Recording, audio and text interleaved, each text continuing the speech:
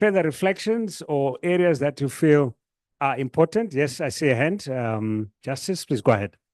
I think in terms of agriculture, I think what we then need to do is, as a region, we need to do away with industrial agriculture. That's the first thing that we really need to do away with. And also there's this new thing that is, I think it's a forced solution as far as I'm concerned, because the issue of carbon markets, what is it? I think it's going also to cause a lot of land degradation, and our soils are going to be rendered useless. We won't be able to produce, right? Then the last thing that I think we also need to emphasize on is to transform the agricultural system and also incorporate or integrate the IKS, indigenous knowledge systems. Because I know during the old days, our forefathers, they knew how to, go about the issues to do with intercropping, soil nutrition, and so on. So if we transform the entire agricultural system, or even food systems themselves, they need to be transformed if we are to if we're serious when it comes to agricultural issues. And so we are not supposed to be lenient to those who are producing fertilizers. Let's be honest with each other, because we know the dangers of these chemical fertilizers. Let's go organic, purely organic, what our forefathers used to do before. And then we have to really ensure that we incorporate that. And lastly, let's revive. I'm happy that the Zimbabwean government has actually revisited the issue of contour ridges. Why am I emphasizing on the issue of contour ridges? Those are used, they were used to, one, maintain the soil, because if you don't put contour ridges, what will happen?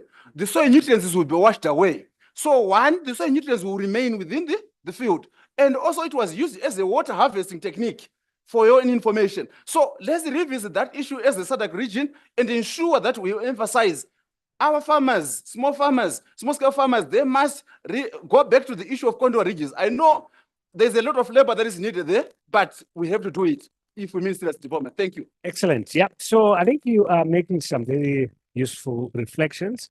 And I really don't want to open the debate on agro-industrialization, whether we go that route or not. But I guess what he's saying is there are certain traditions that have worked in the past. Why don't you get back to those issues of indigenous knowledge systems and the agricultural sciences in a way our regulatory can change. So it's a thing that I think we need to consider. One more, and then we move on that. So meanwhile, as you are coming up, I'm going to ask the agenda links to prepare to then come and take us through. Yeah, please go right ahead. Good afternoon, colleagues. My name is Dr. Mdenda. I'm from the University of Zimbabwe. Alice spoke about earlier the need to have cross-cutting issues. And I think with agriculture is one area where we can rope in the youth. As much as we used indigenous knowledge, let's also use technology. And the youth are very vibrant in that area.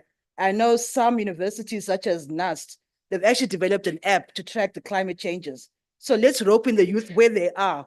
They're very good at digitalization to bring them on board. And that also help the next point in terms of youth unemployment. So let's bring some of these cross-cutting issues as we discuss these points. Thank you. Excellent. Thank you so much. Yeah, I had jumped the youth unemployment. I don't think it really matters in terms of the order. Let's have you guys, you're up already to take us through the issue on accountability for impact feminist principles. Please go ahead. Thank you. So we are reporting on feminist principles of monitoring and evaluation and accountability, which is critical as it intersects with other thematic areas that have been presented on.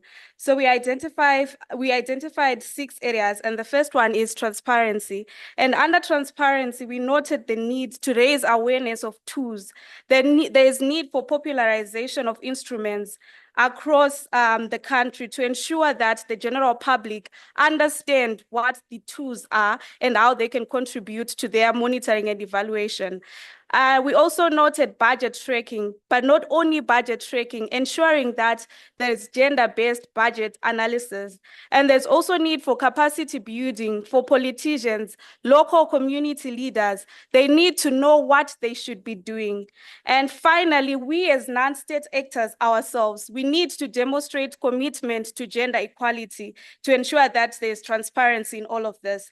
And then the second principle is inclusivity. Under inclusivity, we noted the need to involve communities, women rights organization in monitoring and evaluation, as well as collection of stories of change. There is need for participatory approach to monitoring and evaluation, and the need to involve women at every stage, from formulation to implementation, not just having them come at the end. And we also noted the need for monitoring to be bottom up to ensure effective engagement of communities.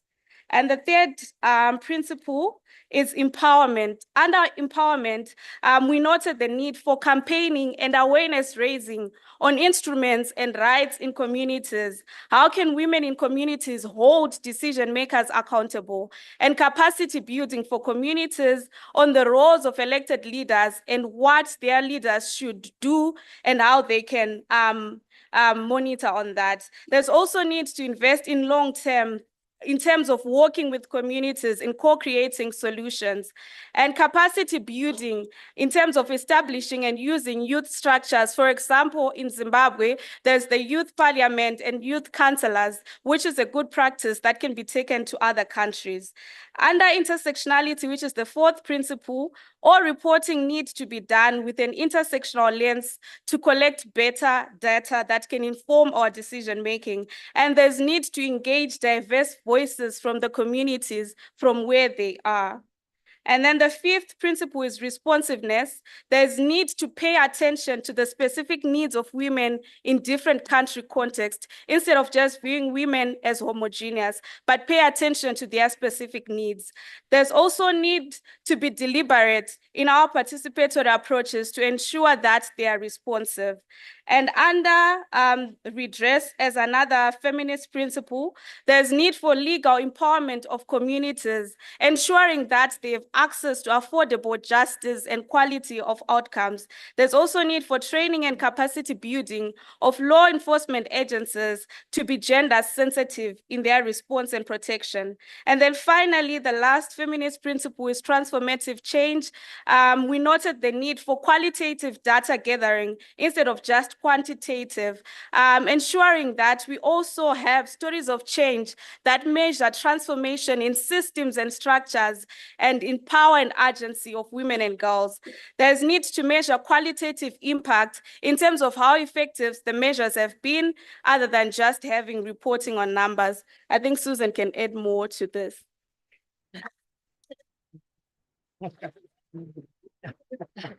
I don't think there's anything more to add. I think she's covered it. This is quite a lot. We will condense it into three, clear recommendations, 3 or 4 recommendations, but this was the outcome. Excellent. I really liked their presentation, also the emphasis on actions that non-state actors need to take, because we keep blaming governments for not effecting the principles of 50-50.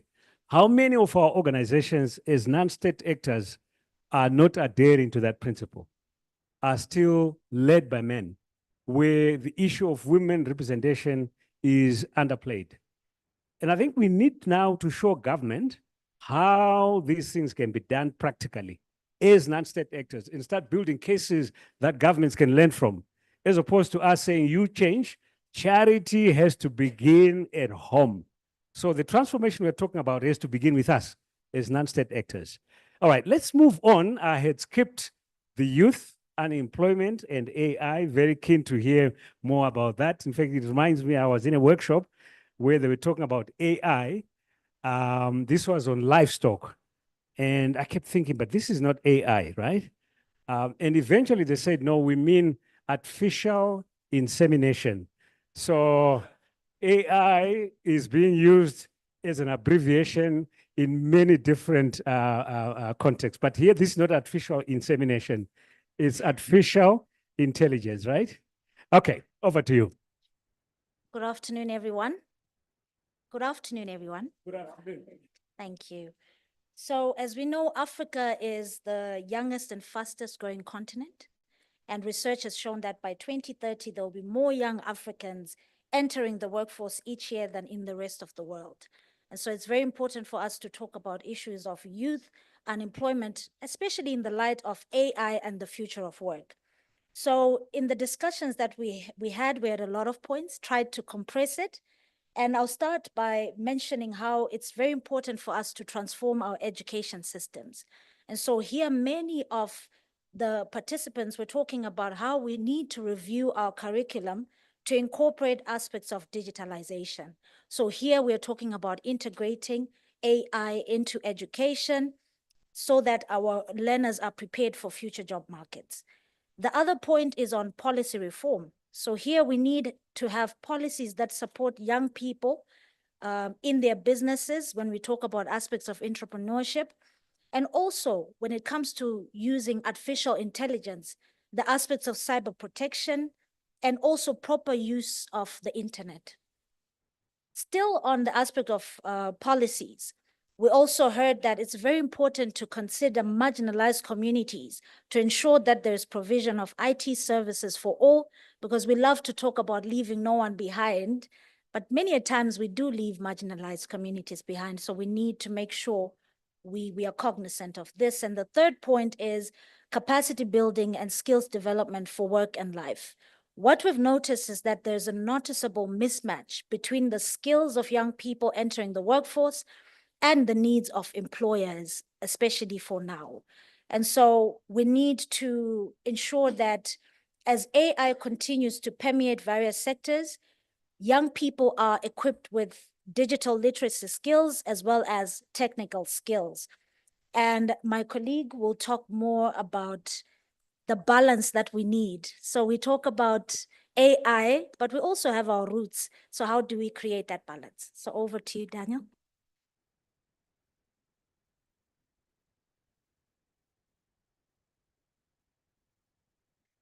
Thank you very much, Imelda. Good afternoon, everyone. Good afternoon. Are we alive? Yeah, it's the young people's session, so we need vibrance. Good afternoon. Thank you very much. My name is Daniel Haule, and I am a South African youth parliamentarian representing Tanzania. And just to add on from my colleague on issues of addressing youth unemployment and artificial intelligence. So we need to create a balance between our roots as Africans and the emergence of AI in the future of work. So in our conversation, we noticed that there is a generational gap where we saw that the elderly and the young people, at some point, they are not understanding each other. So there is a need to create a balance between the two. And in most of the, in our countries, in most offices, where you find in the youth offices, these offices do not have the young people in them, and hence the decisions that are made may not necessarily be in the interest of the young people. But also we need to have a shift in mindsets for the young people, but also decolonizing our policies to advocate for our needs as the young people. But also we should start these conversations from the ground level, but also not neglecting the grassroots youth. But also in terms of AI, we should keep on skilling, reskilling, and upskilling. That's the first. And the last point is, as young people and with the emergence and the rise of AI, the young people are continuously and consistently innovating and creating various issues and products and services, and all of these now need to be protected. So the protection of youth innovations and creations through intellectual property. I'm not sure if we have anyone from ARIPO in the room. ARIPO is the African Region Intellectual Property Office, which are based here in Harare. So through AI, internet, and access to information in our countries, young people are trying very hard to enter into the startup ecosystem through innovating various products that at some point can be infringed without themselves knowing. Hence, it's important to help them protect their properties through copyrights, trademarks, patents, industrial designs, and also traditional knowledge. And in one of the groups that we had, there was a case study that in Uganda, there is a specific task force for AI, which also has young people in it. And the task force is tasked to think on the roadmap of AI, its transition and future, but also it informs the parliament and the government so as it could make informed decisions through engaging in thought processes, but also looking at the pros and cons of AI. We should all know that AI is here to stay with us. So we should make sure that we are doing everything that we can so that we can also use it to promote youth employment. Thank you very much for your inputs and recommendations. Excellent. Thank you so much. Let's put our hands together to our young people. These are the Gen Z, right? Not millennials. Yeah, Gen Z. Any additional points, questions, reflections? So I think what's being said here is there are opportunities. Please go ahead. There are opportunities that we need to look at as far as artificial intelligence is concerned. And maybe not just AI broadly, but the digital space. And I'm aware that there are certain initiatives where people are now being employed and engaged while they are here on the continent, but performing tasks offshore, all right? And these are things that we really need to work on and capitalize to address the issue of youth unemployment. Please go ahead. Yeah, mine is more like a comment because yes, we might as well say it's good, but there are pros and cons of this platform or initiative. How are we going to guard against it? Because I think there's a lot of abuse that is actually happening within the process. And we need to protect our youth, our young people. They are overzealous over this, but there are dangers in it. How can we protect them? They are young, right? But they need to consult the elders. So I want to be honest with you. There's a lot of abuse going on. Yeah. And we tend to think that, it's right, Yeah. but it's not. It's also going to replace maybe those, reduce in terms of employment. Yeah. Those who are supposed to be working physically, Right. they're going to employ a few people who are going to be managing certain tasks. Sure. So is that what we want? Right. Right, as Africans? What will happen to those other people who are not well versed on such kind of initiatives? Right. Thank you. Excellent. I think there's need to look at the safeguards, all right? So it's not all panacea to say AI or digitalization will solve our problems. Yes, let's also look at the other side of the coin, and let's ensure that there is partnerships. So for the youth to listening to the elders also have to be performing in a certain way that requires the youth to listen to them. And I must say, also, when part of the elder, there's a lot of that we are living. The youth can never take us as examples. So it's two ways, all right? Let's move on to the next session, which is education, all right? Education, Julie? All right, let's put our hands together as she comes up and she takes us through her presentation.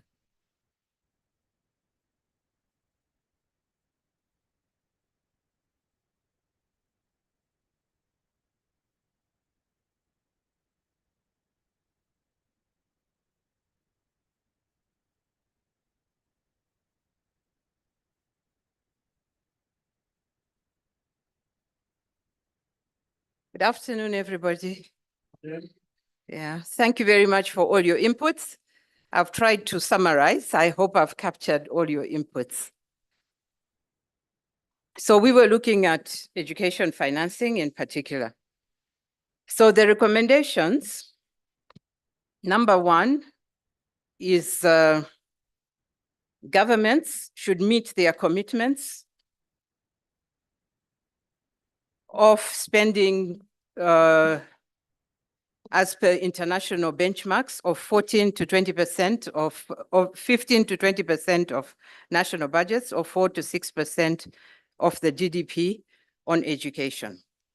So whilst on the same one, it's not enough just to say the governments should do that, but the civil society, or should I say NSAs, should track these commitments.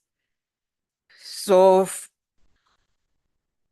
this tracking should be in scrutinizing the budgets from when they have been developed, as well as when they are being implemented, to ensure that they are indeed being used for the intended purposes. So here we are saying that this should not only be for education budgets. We have different sectors here. So we should collaborate to track these budgets, or for the NSAs in all the sectors. And there was also a proposal that we could, as NSAs, develop a monitoring model. Number two, member states should take action on capital flight, because in our discussions, we have seen how the member states are losing a lot of resources which could have been used for social services. So they should take action on capital flight, corruption, illicit financial flows, austerity, and debts. So this should be done, member states should take that action, but NSAs from all the sectors should also monitor this, because when the member states are able to seal all the loopholes through which they are losing the funds, they will be able to support all the social services. So there is need to all the NSAs, for all the NSAs to work together. The third one was on the curriculum. So there were quite a lot of contributions on the curriculum should be responsive to the needs of the 21st century. And this is also in line with the theme for the African Union for 2024, which is talking about educate an African fit for the 21st century, building resilient education systems for increased access to inclusive, relevant, quality learning in Africa. So the recommendation is that the curriculum should be adapted to the 21st century needs, which is relevant. So in order to achieve this, there's also to develop the capacity of teachers who are going to implement this curriculum. So we heard from the youth, they were talking about issues of AI, technology, education technology, but they are leaving the teachers behind. So there is need for the teachers to be capacitated to keep up with that pace. And in addition to that, member states need to ensure that even the rural areas have electricity to ensure that no one is left behind. The fourth recommendation is that we need to have a strong SADC education management information system, which is digitalized and the data is accessible to all citizens.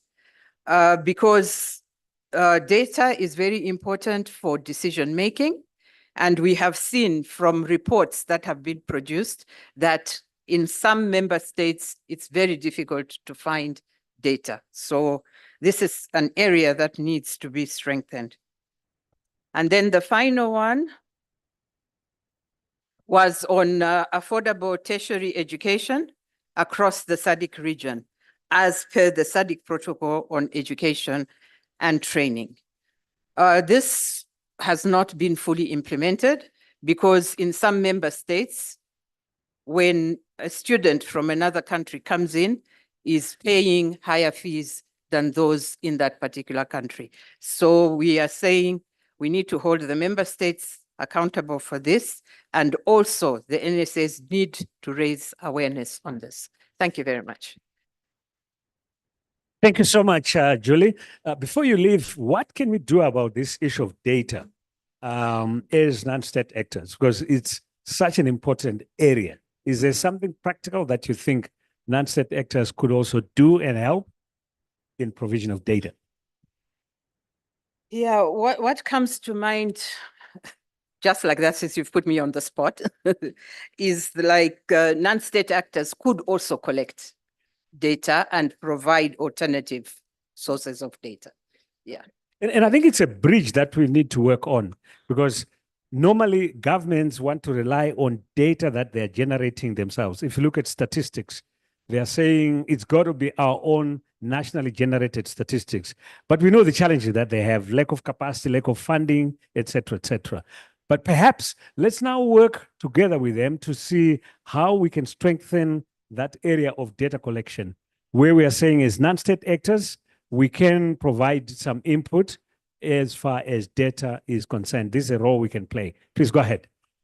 Yeah, just want to contribute on the same. I think the starting point is a SADC M1D system, not data collection protocol, whereby we need to know on each member state what kind of indicators are we collecting on. And then that duty, as you are saying, can be shared. The government data which they collect here and now, and then non-state actors having a proper channel where they can be able to transmit that data to go to government. Because the common challenge that we have seen is government will always ask the credibility of the data. If the data that has been collected is not to the favor of what they have been propagating. So I think that proper channel and clear indicators, I think, would help. Excellent. Thanks very much, Julie. Go ahead. We just have a comment from ActionAid Zambia as well online. Okay, Zambia, please go ahead. I see your hand online. Thanks, Julie, for alerting me. Zambia?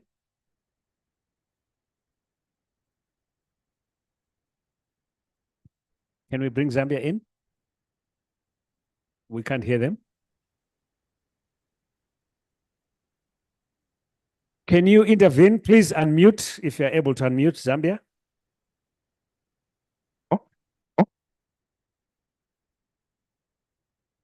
Okay, let's move on. Perhaps later we can see if we can get Zambia. And I now want to invite Jacob to take us through the very last presentation on harnessing AFCFTA for sustainable development. Thank you very much.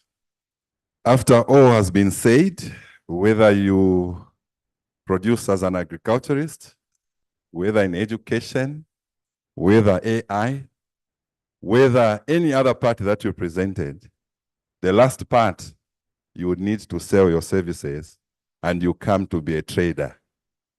And that's what I'm here to talk about. So many things have been deliberated in our discussions around how we can harness the AFCFTA in promoting intra-Africa trade and also cross-border trade. So many challenges have been raised and so many opportunities are there. But again, we've been told just to have 3 recommendations. So in this particular presentation, there are only 3 areas that we're going to look at. One area of concern is that even when we would want to have access to markets and open up our borders, as Africa, we produce almost the same products, whether agriculture and the like and everywhere. And that's why we have ended up protecting our own markets, because we do not want to be infiltrated by products that are produced in one country or the other. We need to scale up skills and technology for value addition. And I think this is actually going to provide the different products that we are able to produce at different country levels to make sure that we can have a share of access to the market that we want to have, especially in the Africa Continental Free Trade Agreement. Secondly is actually the issue of raising awareness. And I think we noted that most of us are not very much conversant with what the protocols on AFCFTA are in terms of trying to help in harnessing the potential of cross-border trade and intra-Africa trade. As non-state actors, we need to scale up awareness around this particular area and to show the benefits of why we must look at different opportunities that are there within the implementation. some countries already, and I think from the SADC protocol on trade and services, we've noticed that the implementation of trade in services is actually underway. And I think countries have implemented some of these trade in services across the borders. These actually include financial services, insurance, or education services, where you also see students that are actually studying in different countries. It all comes back to trade, and that's why I told you that. Then the last recommendation, this one, Daniel, yes, we are not going to say the governments must do this and the non-state actors. What is emerging now within the region is actually the cross-border or transnational cross-border crime, which is now going to hinder and have suspicion for anyone that is moving goods and services at the border. So we need to continue to advocate that government, and I think through the SADC Troika on peace and security, to try and address the issues of security and really to address this border security, because there's a lot of border porosity in certain areas where these criminals are actually moving.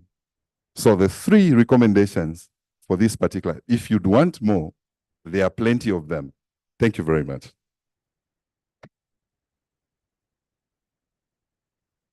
Thank you very much to Jacob for that presentation, short and sweet. And I think he was also reflecting on some very practical considerations that we need to take on board. Are there any comments, questions further to what has been presented? I see online there are 1 or 2 comments which I just want to also share with you so that we ensure the colleagues that are online are part and parcel of us. This is coming from Beatrice Makwenda, who says on youth, beyond skills development, we need to develop mechanisms of keeping the development skills, the developed skills on the region. Otherwise, we are exporting these critical skills outside. So some skills retention mechanism of some sort. And then Chikondi says that it's time we celebrate progress made, even if it's a 1% increment towards agriculture and education, or even health. All right. If we celebrate these percentage increments and highlight as NSAs what that percentage has done and what adding more could do, we should be able to move the progress forward. And then the other one says our budgets are already quite small and most now going towards response to the disasters. So an increment towards education, ag or health should be acknowledged and actually used as a lobby. So broadly, I think what we're saying is any change or any achievements that we realize, let's celebrate success. And let's try and build up on that to see how we can then take it to the next level. So colleagues, there you are. We had a very rich discussion in the breakout sessions. And I think I could see a lot of engagements took place where people's voices were being heard. And this summary that you've just been given are some of the high-level issues that are considered as important. And I'm sure you still have also your own now.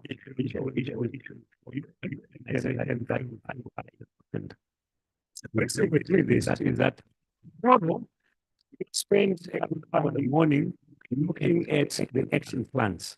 And as we do so, we need to reflect on some of these recommendations to see what is it that we then take into our national or regional action plans based on these priorities that have just been shared. So without further ado, let me now finally thank our hosts and our hostesses for a fantastic job that they did, talking for more than an hour, repeating yourselves, I know can be quite a daunting task. Let's put our hands together to thank our hosts and our hostesses for the fantastic work that they did. Let's now move on to our next item on the agenda, which is a presentation on the operationalization of the non-state actor mechanism. And to that, I'm going to invite Monametsi Shokwe from the SAF CNGO to come up and take us through a presentation on where are we on this mechanism. Good afternoon. May I request that we just a bit, stand up just a bit to, just a bit. I know the room is a bit stuffy, so trust me, I'm not going to make people do, just to stretch. However you feel, you know, I know sometimes you're in the middle of the room, you can't just stand up and stretch. So do it however you feel in the cover of the standing. Actually, let me take you through the stretching. So Okay. we have some bit of order. Okay, so let's start with a march, right? So just a march and swinging your hands, swinging your arms, swing your arms, swing your arms, swing, swing, swing, swing, swing, swing, swing, swing. Okay, so from here, what we're gonna do is we will go down and go up. Okay, and as we do that, we are also breathing down. And then take it in. Breathe in. Up. Down. Up. All right, and let's swing right round, 90 degrees. Okay, stretch. And stretch. Stretch. Feel that muscle. Stretch. You're not stretching. All right, well done. Thank you so much. Let's move on. Yeah, thank you very much. Okay. Yeah, thank you, colleagues. I think this is a very important presentation that I'm going to make. I heard during the previous session people talking about engagement with government and with government as SADC, we should do this, which I also agree with. And I also want to agree with one of the comments from the chat online that we should also consider looking at incrementalism as an approach to facilitating development. This mechanism is one of those incremental things that we are trying to put together as SADC.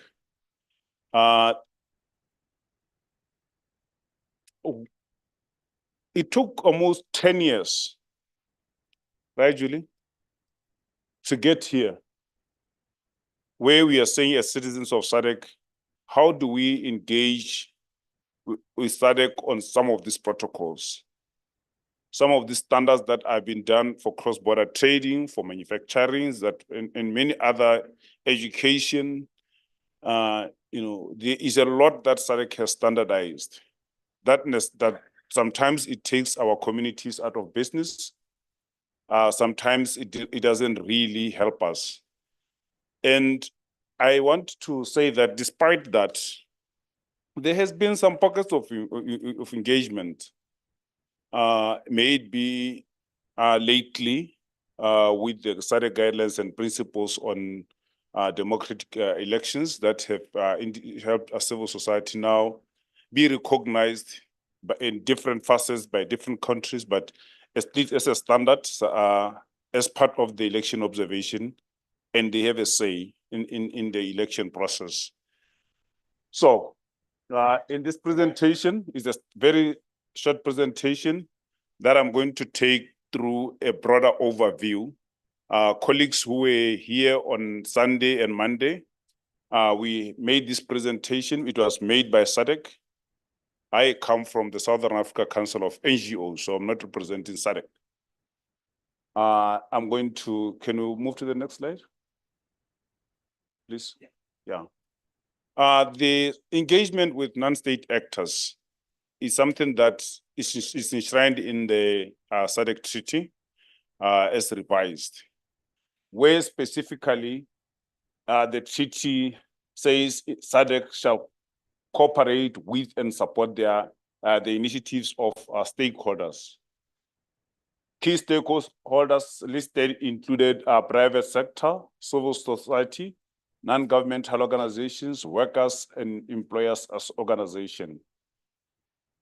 The Article 10 of the Organ Protocol also goes further to say cooperation with non-state parties and international organizations is important, more especially on the issues of peace and security in the region. Next slide, please.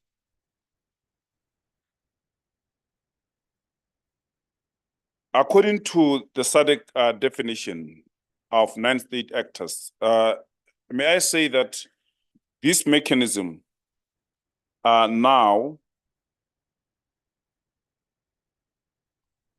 does not just affect what us as we call ourselves NGOs. It also affects how SADC is going to engage with business associations, trade unions, as stated there, even to some extent international organizations. So that is why broadly they have defined non-state actors to include a range of formal and informal organizations. And the mandate there, as we know, we have got our service delivery, NGOs, capacity building, research, watchdogs, businesses, informal, a whole range of actors are going to be defined or are going to be engaged using this mechanism. With understanding that, as you might be aware, SADC is a regional umbrella. So obviously for them, engagement would start at national level, not necessarily grassroots level, with an understanding that our grassroots movement will also have to work together to either nationalize their initiatives or to ensure that whatever they do follows some pattern. I'm saying this because we all know, and we have aspirations, but we all know that SADC as an institution is a formal structure. So however you engage with it, we are not going to engage with them formally. I do believe that ActionAid here is a formal structure. If you want anything from ActionAid, you either have to write to it, and they have to know who you are. You can't just write to ActionAid from if they don't identify you as their stakeholder. So every formal structure has to be engaged formally. So this is a formal mechanism. The beautiful thing about the mechanisms is that it is facilitated through these guiding principles, the issues of accessibility, which we have long decried at SADC, to say SADC as an institution and its structures. We only see people here coming to Zimbabwe in the summit, but we don't even see our role as non-state actors to say, now that the summit is here, what is our role? What is it that is discussed, and what is our input in what is going to be happening at Rainbow Towers and the new parliamentary building? So that is the principle that guides this, to say, moving forward, we should be able to identify, including with the summit and the summit processes, including the SADC processes internally, both at secretariat level, at member state level. Effective participation in formal processes. As we can see, some of the things that we have, I've been accredited to attend the summit by SADC. This is some of the principles that we seek to ensure that it is not exclusive club of the SOCWES and a few others, but it should be something that is defined and predictable, to know that if I want to participate in the summit processes, this is the blueprint. This is what I have to do. Accountability and transparency, I think that is clear. Subsidiarity, where we recognize that we are two different institutions, but working together to support each other at different levels. Representativeness, working with umbrella and apex bodies. That's what I said earlier. Any collective. That's why sometimes, even a funder would say, I don't work with you as an individual. I work with NGOs, registered NGOs. It is because they know that alone you can't do anything, and you cannot personalize anything. And as such, SADC is also calling for you to say, where do I find myself within the spaces of collective understanding and mutual understanding? Because we are running a country, we are not, we are running countries, not individual households. So here you are trying to say, what is your relationship with Nango or any other original structures? And how do you define the Nango, for example, if you are from Zimbabwe, or LCN if you are from Lesotho Council of Lesotho? So those are things that we need to also find yourself to say, I cannot isolate myself and want to be given special treatment. We all agree that we only have 16 heads of states, and we have got a population of more than 100 million people. So they cannot be talking to each and every one of us. Somehow they have to talk to a collective. It can be through bishop here, through the churches. Even the bishop at church doesn't talk to all the each individual. He talks to a congregation. I get a bishop. Thank you. So that is the thing. The existing mechanisms between SADC Secretariat and some of NGOs have been through MOUs. Colleagues here from SADC can attest to that. We do have MOUs, and many others have been working with SADC through MOUs. Even they will still remain. We still have some remaining, but a number of platforms, as you may, as illustrated, have always been used. Most of you have participated and have given feedback through these platforms. I know that the People's Summit is one of the famous ones, and the civil society forums. So those are some of the things that have always been existing. Next, please. And the gaps, I said that mostly it's ad hoc. You don't know when you are called or when you are not called. No rules for when you come in. You don't even know what to say and how you're expected to say, because there's no guiding policy.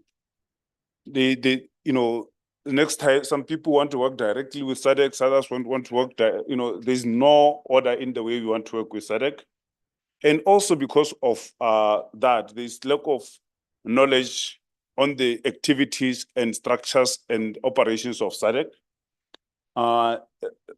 Resource issue within the civil society.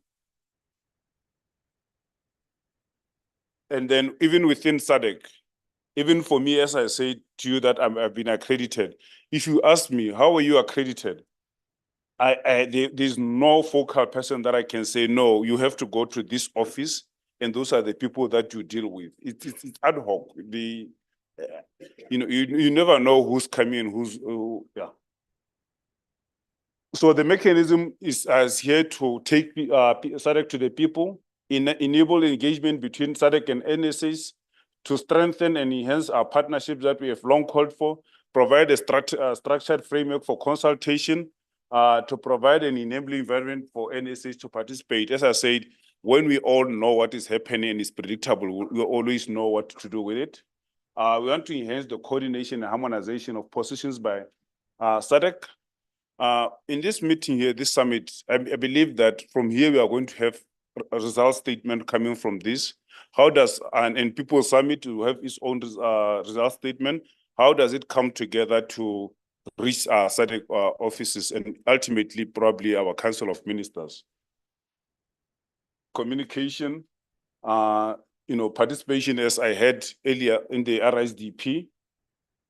So there is what we call the NSA forum that is going to be happening every year, which we are working on the mechanisms, the operationalization.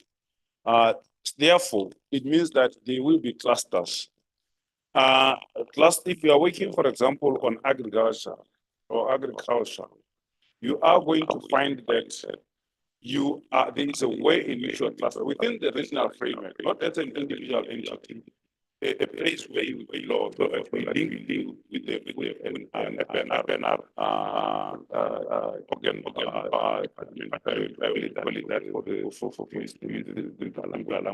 SADC.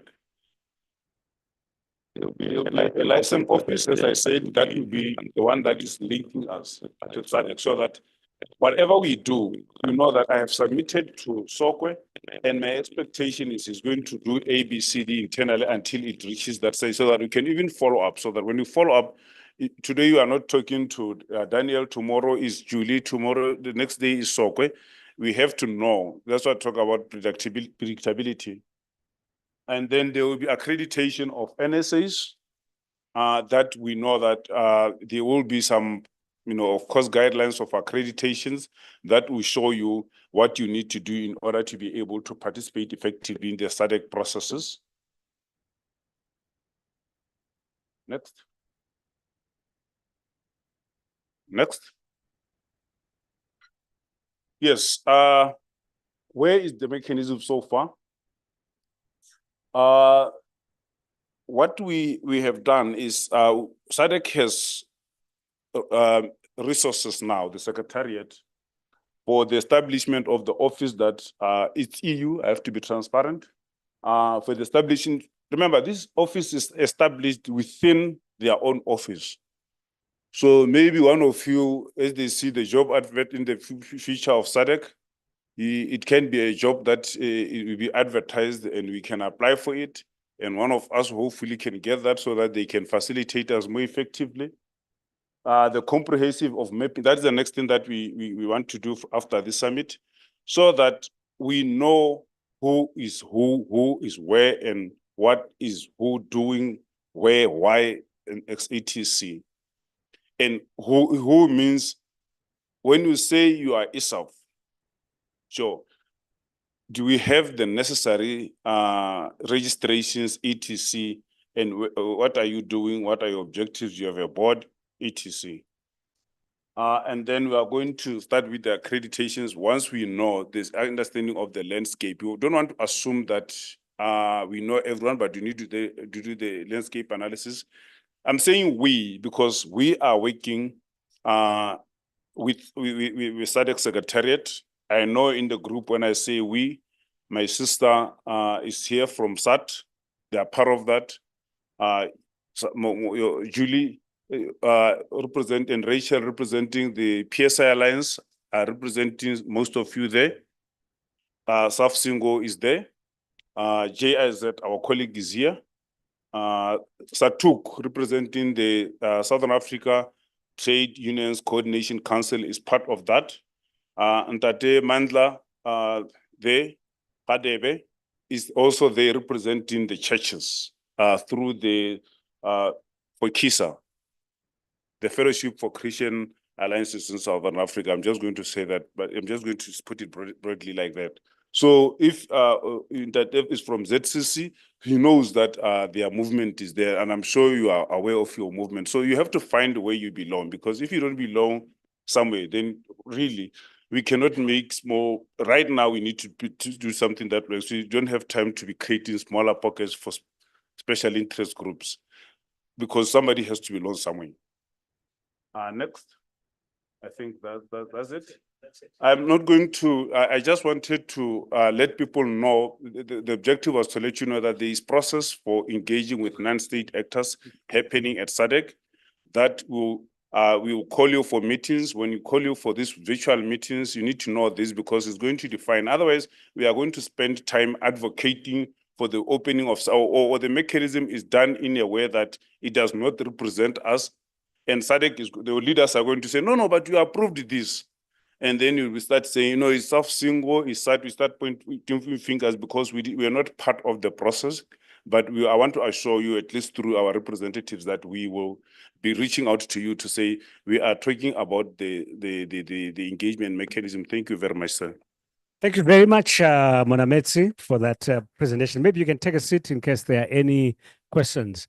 So for the sake of clarity, understand that this mechanism is not restricted to regional organizations. All right. It's a mechanism that SADC is going to use right across the board. Because what they're saying is at the member state level, you have so many non-state actors. However, not all of them are pursuing the SADC regional integration agenda.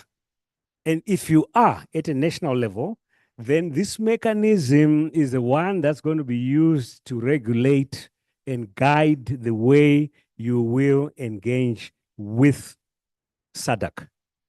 All right, so let's understand that it's both at a national as well as at a regional level. And the first step that they're undertaking is to map the non-state actors. At the regional level, it's easy because you can count them on your fingertips. But at a national level, that's now a different ballgame altogether. All right. So what it's saying is you need to organize yourselves at a national level to ensure that you are recognized if you are a non-state actor who is working on the SADC regional integration agenda. So I thought I should make that point very clear. Otherwise, people think, it's for Sub-Sengo, it's for the other entities, for KISA and so on. This is right across the board to ensure there's a regulation. In addition, there are other ongoing formations where non-state actors are already involved.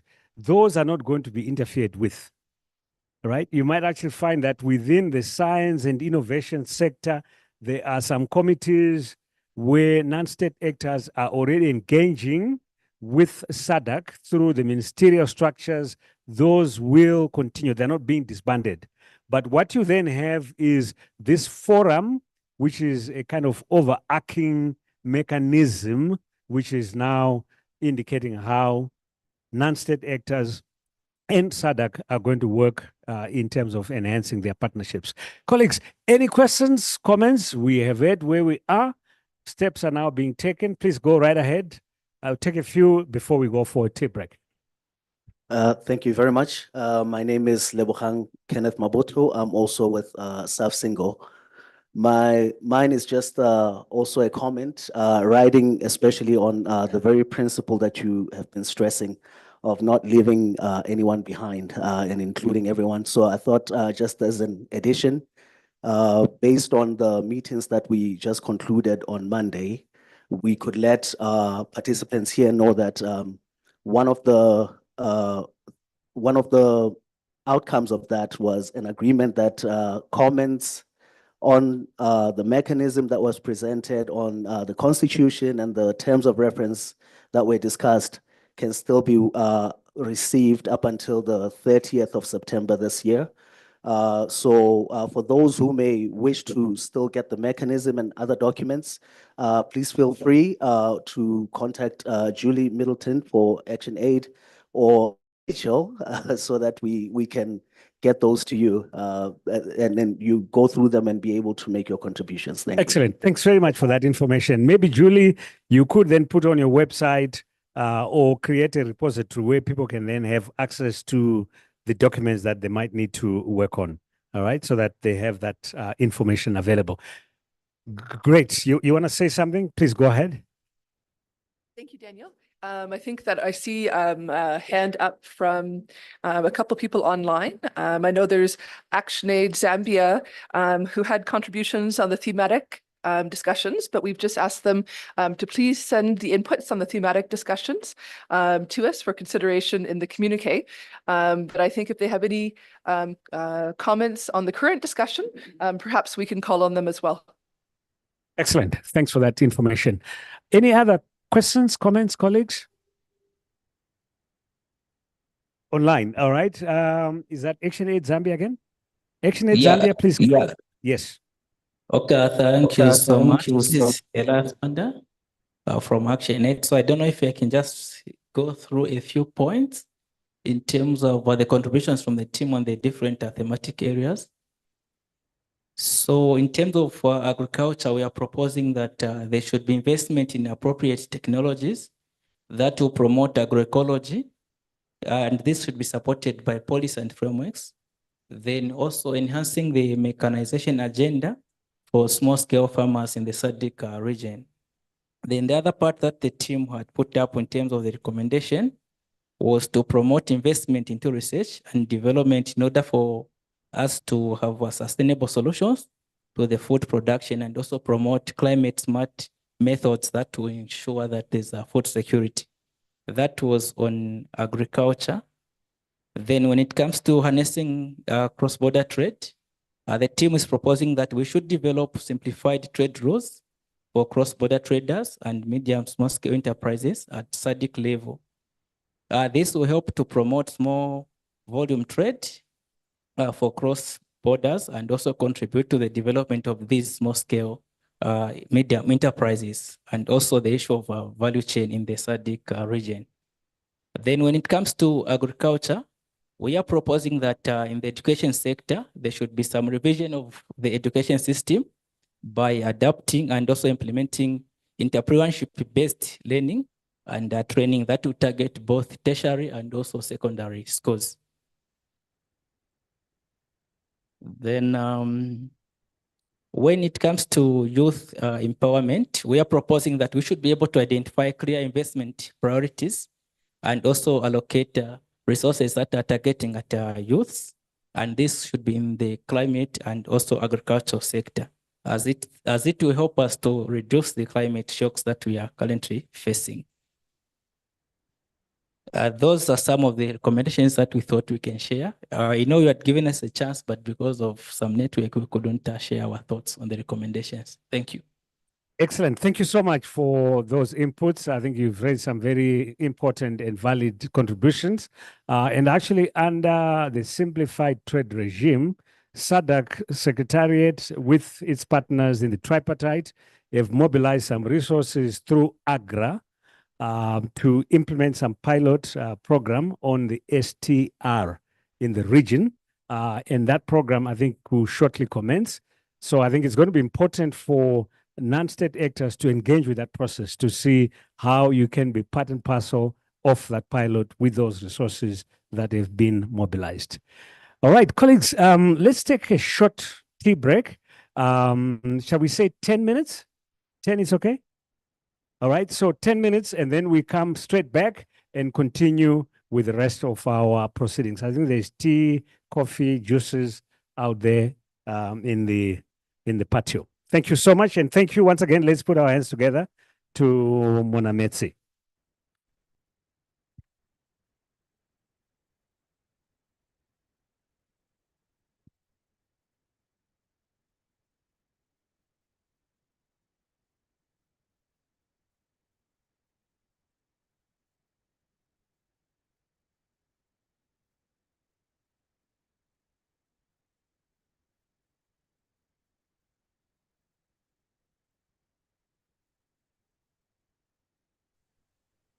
Marlon, are you online?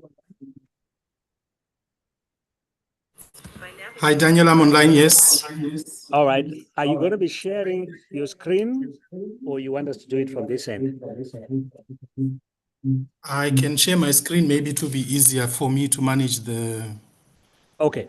the slides. Is it okay? Yes, that's perfect. Okay, so we'll do it that way then.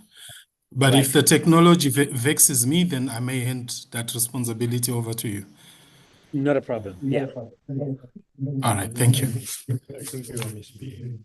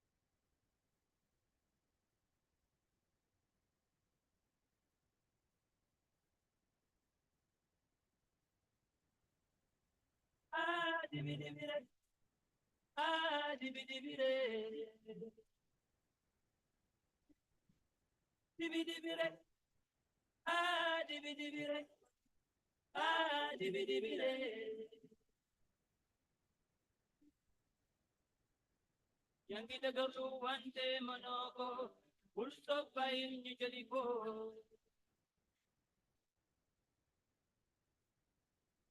Yang idirang pare punyo takawal, anak yaw legkoto.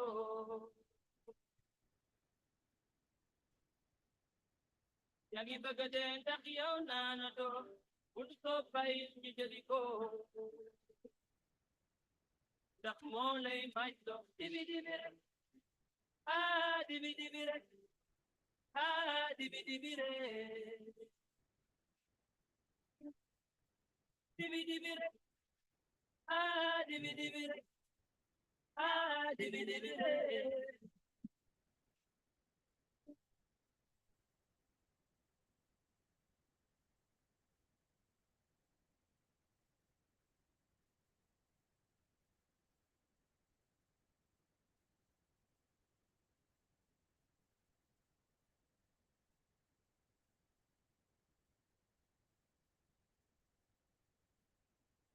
Kena kamuludon, nadibari na kamutuyon. All my kapitan koromam, nakmolay maso, dibidibire, dibidibire, dibidibire, dibidibire, dibidibire, dibidibire.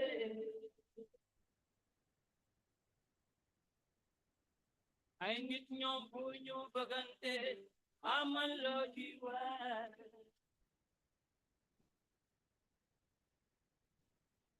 Nyom mamoy tentar wesuna, kway kailan yung kana bagante.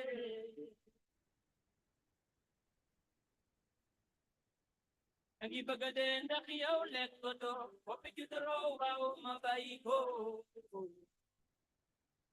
Dak molay majlo, dibi-dibire, dibi-dibire, dibi-dibire. Dibi-dibire, dibi-dibire, dibi-dibire.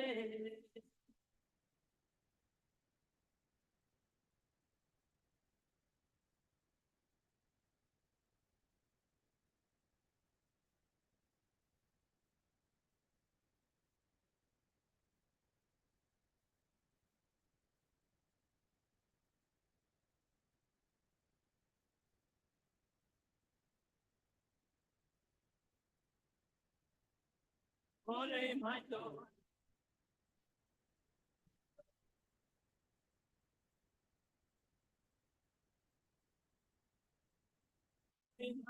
Dibi-dibire,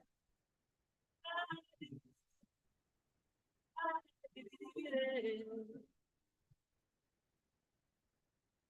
Dibi-dibire, dibi-dibire, dibi-dibire.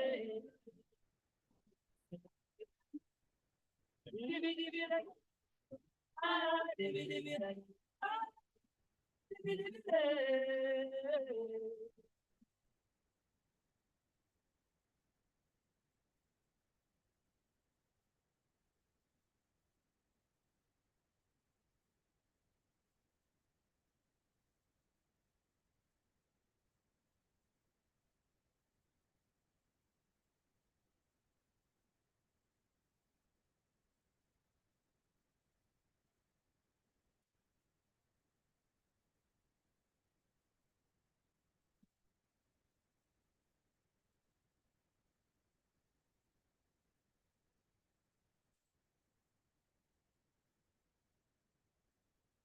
Oliwai, Utula, Oliwai, Utula, Oliwai, Utula, Namwasiza.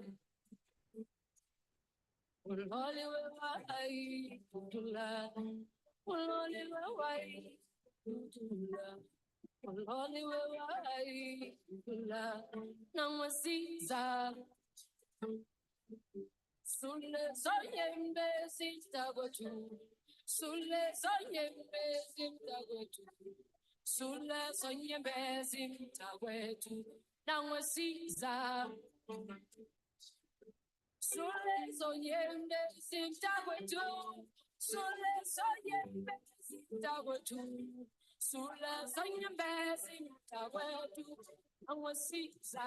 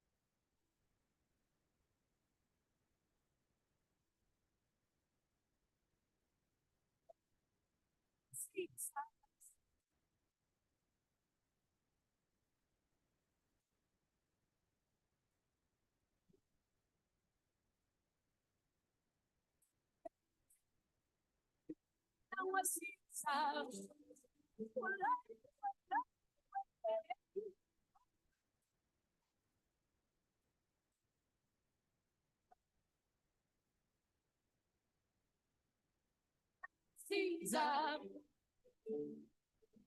Oh, bells are looking, and Gosanagi, Uzali, Twelles or Tua, Umba from the eye, Obiagona. Bells are looking, and Gosani, Quadali, Twelles or Tua, Umba from the eye, Obiagona, Dandasa.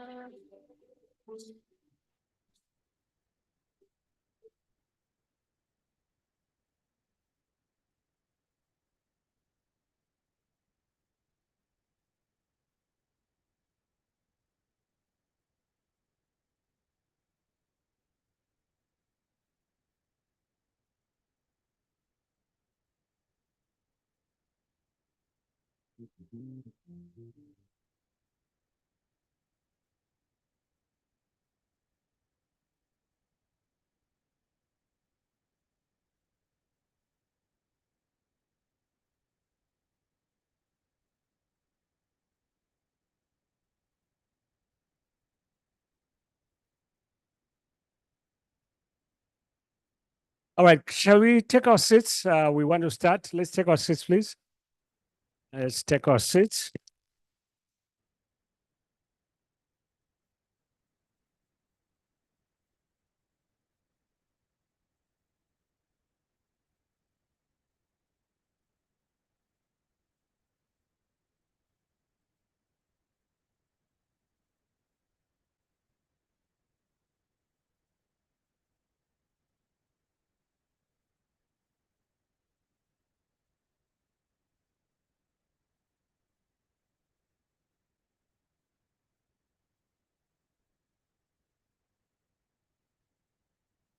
Can I invite Upe to come up front? Upe, if you can please come up front. Oh, okay, you're here already. Okay, great. All right, so our last session for the day is going to be on SADC national committees. And we do have two presentations that are going to be given. One is from somebody who's online, and in fact, I will ask our moderator to introduce our resource persons. And for the online presentation, I'll also request if Marlon Zakeo can be given the hosting rights, or at least allow him to be able to share his presentation online. I'm sure that's going to be done shortly as we prepare. If not, then I'll share from my side. So let me invite Alice. Alice, you look like you've been so popular. You are featuring in all the episodes. So Alice Kanengoni is going to be our moderator for this session, and she will introduce the session and brief us in terms of what is it that we are hoping to achieve from this session. Over to you, Alice.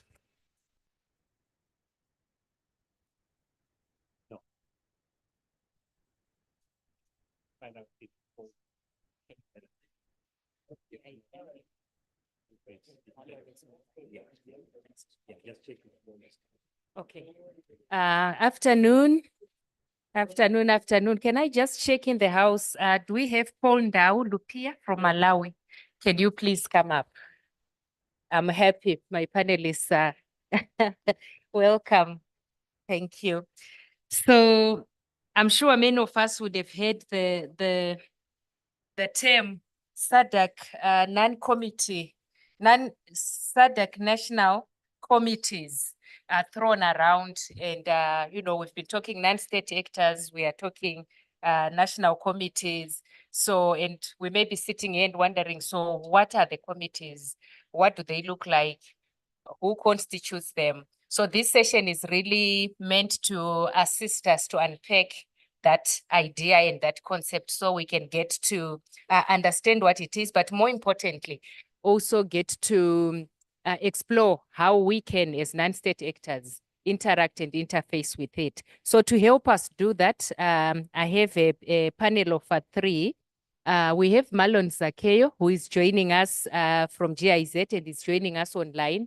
Marlon will help us in terms of just making a presentation on the SADC national committees and help us, just really understand what it is. And then we will hear from Bupe Chitumbo, who is with the Zambia Ministry of Finance and National Planning, as well as Paul Ndau Lupia from Malawi Ministry of Foreign Affairs, who will also share experiences from their countries in terms of how they've interacted and interfaced with this, and what is working and what is not, because that is what we want to get out of this session, to understand what is working in some countries, what is not, and so on. So I won't waste too much time.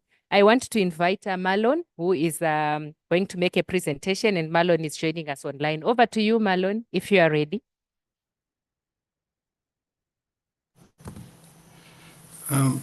Good afternoon, Alice. Thank you very much. I hope you can hear me. We can hear you. Go ahead. Yes, so I am ready, but we are still trying to fix some things with the video and the presentation. I'm still not able to share my screen, but Daniel, I see, has been able to do that. I was hoping that the video would work, but I don't seem to see myself there, but I hope that it's okay if we just go by audio if the video is not working. Okay, I think that should be fine because we can hear you very clearly. Fantastic, thank you so much. So I think let's proceed. Let me first wish everyone a good afternoon, to all the colleagues in the room. And I would like to also join the previous speakers from the very first session in standing on the protocols that have already been established. And also to say that I wish I could have been able to join everyone, but unfortunately I had to return to attend to other duties. And so I am pleased and grateful for the opportunity to share a little bit virtually with everyone, and look forward to interactions together with colleagues that are there. As introduced, my name is Marlon Zakeo. I work as a technical advisor on legal and policy frameworks with the GIZ Strengthening National Regional Linkages in SADC program based in Botswana. Before I also go further, let me also join the ActionAid Zimbabwe Country Director, Mr. Joy Mabenge, in really thanking the PSA Alliance for the tremendous work that has been done throughout this last few years in holding the space for regional non-state actor advocacy and research, especially during the pandemic times, which have been quite devastating for many organizations, especially civil society organizations. So it's really sad to see that you would be winding down the work, but we hope that the legacy of the work that has been done will still continue through the partnerships across the breadth of the SADC region. So to Julie, Rachel, Joe, and all the other colleagues involved in the PSI Alliance, congratulations for the work that you have been doing. So briefly to introduce the SNRL program, I just wish to state that the SNRL program is a SADC program that is implemented by GIZ. It is essentially a capacity building program that is meant to support SADC member states in their pursuit to coordinate and implement the SADC regional integration agenda at national level. And up to this stage, the SNR program is funded by the German Federal Ministry of Economic Cooperation and Development. The program works with a variety of partners. Principally, the main entry point is the SADC national contact points, which are generally or broadly based in ministries of foreign affairs or ministries responsible for regional integration in the SADC member states. The program also works with national planning entities, SADC national committees, national sector institutions, which, for example, line ministries and implementing authorities. We also work with national media coordinators, and of course, with non-state actors that participate in the implementation of the regional integration agenda. I must say also that the program is based on demand. So we work now with all 16 member states, but our activities are determined by the member state priorities themselves. The reason why this program was started was generally to contribute to closing the gap between SADC regional commitments and implementation at the national level. And there are a variety of gaps that were observed in the research, but I would like maybe just to focus on three, which are more closely linked with the session that we have today. Number one, it was noted that despite what the SADC treaty provisions provide for, there are dormant or absent national coordination structures in most of our member states.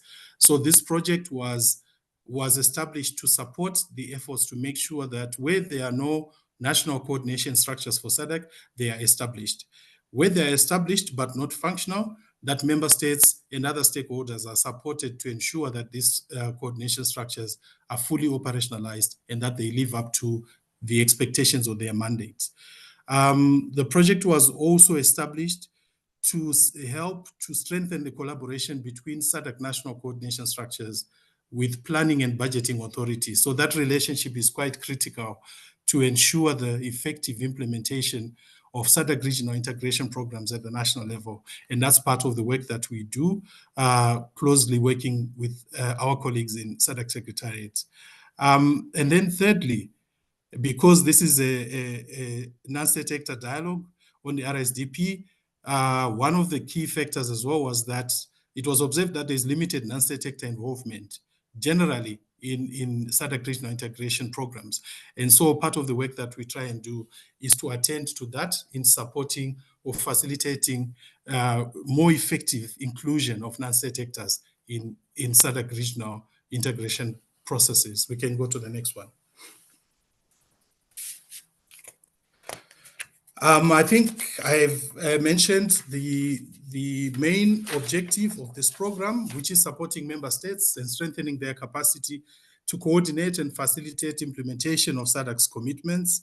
And really our main objective is to accelerate progress towards implementation of the SADC agenda, which is expressed mainly through the RISDP, has been the key focus of this dialogue from the morning sessions. And the three main action areas of the SNRO program includes working around improving the institutional framework for implementation of regional integration, which is principally through the SADC national committees, but also, of course, there are other legal and policy frameworks within the SADC.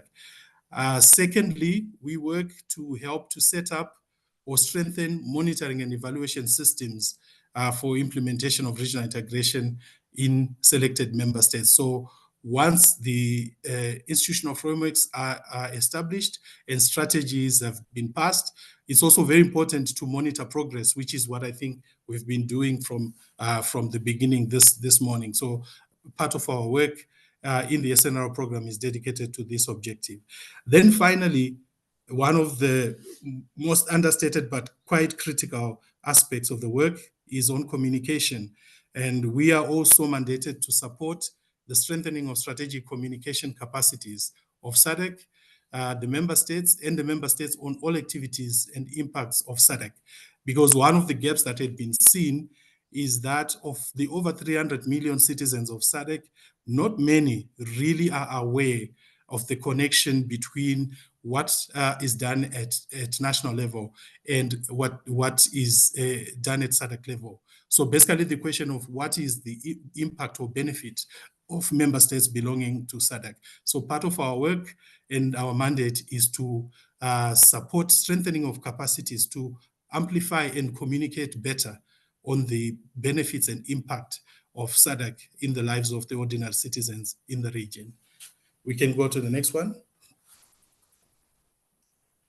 I think we can also pass on this one because we've essentially dealt with those issues.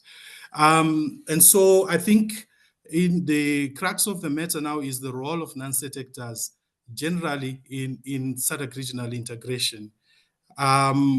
We have, and apologies to those that have listened to this presentation before, but we were asked to repeat it for the benefit perhaps of those that would be joining the dialogue for the first time, that the SADC Treaty and SADC key strategy and vision all put an emphasis on the importance of people participation in the implementation of the regional integration agenda. So the participation of non-state actors is not an afterthought or is not a privilege, but is a duty and an obligation that is prioritized within the key founding legal documents of SADC. So the treaty itself in its preamble, in its Article 5.2b, in its Article 16a and Article 23 underlines the importance of people participation in the implementation of the regional integration and development agenda. The SADC report on the non-state actor engagement mechanism itself is entitled Bringing SADC to the People, or Taking SADC to the People, which also emphasizes the importance of citizen participation in all the regional integration processes. And regarding the SADC national committees, Article 16A(1) obligates each SADC member state to establish a SADC national committee, an SNC. And this, Alice, you asked us at the beginning, what is an SNC? And at least to start and lay the foundations, the legal basis of the SNCs is what is in Article 16A. In the program, we have worked with a variety of non-state actors to support the collaboration or participation of non-state actors in SADC processes. And I've just mentioned a few and the key topics that we've worked together on. And these include NICE Malawi, which was working on enhancing awareness and participation of non-state actors in SADC regional integration interventions among ordinary citizens, including informal cross-border traders, young people, women's organizations, and so on and so forth. Also with the Southern Africa Trust on participation of non-state actors in SADC national committees. I will mention also the collaboration with the University of Botswana on convening public lectures as awareness-raising platforms and development of research material on the importance of citizen participation in SADC processes, and this led to the formulation of a concept of SADCness or SADCnization. So these are some of the examples through which the SNR program has been engaging and supporting non-state actors to get involved in the work of SADC. So in relation to what is a SADC National Committee, I think those are clearly expressed in the treaty, particularly Articles 9H, which provides for the establishment of SNCs amongst other SADC institutions, and Article 16A1, which I mentioned before, which is peremptory in that it obligates each member state to establish a SADC National Committee. So all the member states are actually obliged and are not given a leeway to establish or not to establish. And then key stakeholders are also included in the treaty and are named in the treaty, including the roles that they should play. We can go to the next one. So Article 16A 13 then talks about the composition of SADC national committees. So SADC national committees are supposed to be composed of government, and these are either ministries or public agencies, representatives. They should also include the private sector, civil society, non-governmental organizations, and workers and employers organizations. It could be terminology there. Sometimes there's academic debate between whether there's a difference between civil society and non-governmental organizations. But the formulators of the treaty provide this scope as the stakeholders that are supposed to be involved in any functional or compliant SNC. And the role of the SNC, according to the treaty, is that the SADC National Committee is a mechanism that paves the way for the provision of input at the national level in the formulation of SADC policies, strategies, and programs of action. So this really is where the starting point of citizen and government or state input into the priority policies and programs of SADC. The SNCs are also mandated with coordinating and overseeing the implementation of SADC programs of action at the national level. So this is the second and critical responsibility. They are also empowered to initiate projects and issue papers as an input into the preparation of the Regional Indicative Strategic Development Plan or any other of the associated key SADC strategies. And lastly, at least on this slide, the SNCs are empowered to create a national steering committee, subcommittees, technical committees, and any other structures that would help them to implement their mandate. So now, in terms of summarizing the treaty provisions to help us understand how do we know that a member state has a SADC National Committee that is functional. About four. Number one is that a SADC National Committee should have a national secretariat that facilitates the operation of the SNC itself. Because of how the SNC is constituted, it is critical that there be a driving engine, which is normally a secretariat, ordinarily consisting of officials working in the ministries responsible for regional integration matters, whether it is foreign affairs or economic planning and development. A functional SNC is one also where that national secretariat is able to produce and submit reports to SADC secretariat at specified intervals. And perhaps this is one of the key challenges that has been faced over the last few years. An SNC also, according to the treaty, is expected to meet at least 4 times a year. If it is able to, it can meet more than that, but also that is another critical challenge. Then last but not least, a functional SNC can be seen where funds for the operation of the SNC Secretariat are allocated by national budgeting authorities.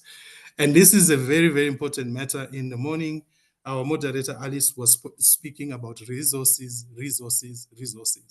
And I think this is one of the key challenges that our member states, just like the non-state actors, are also facing in terms of allocation of resources to ensure the sustainability of operations of SADC national committees.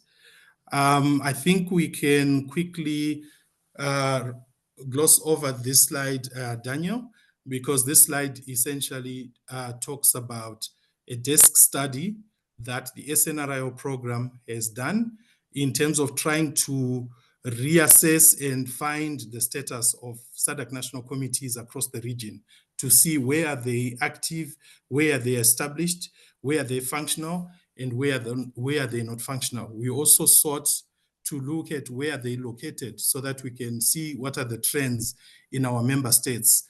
And this slide generally is giving us the location, which I mentioned that the majority of member states have SNCs that are directed from ministries of foreign affairs, but others are directed from ministries of economic planning and development, others from Ministry of Finance.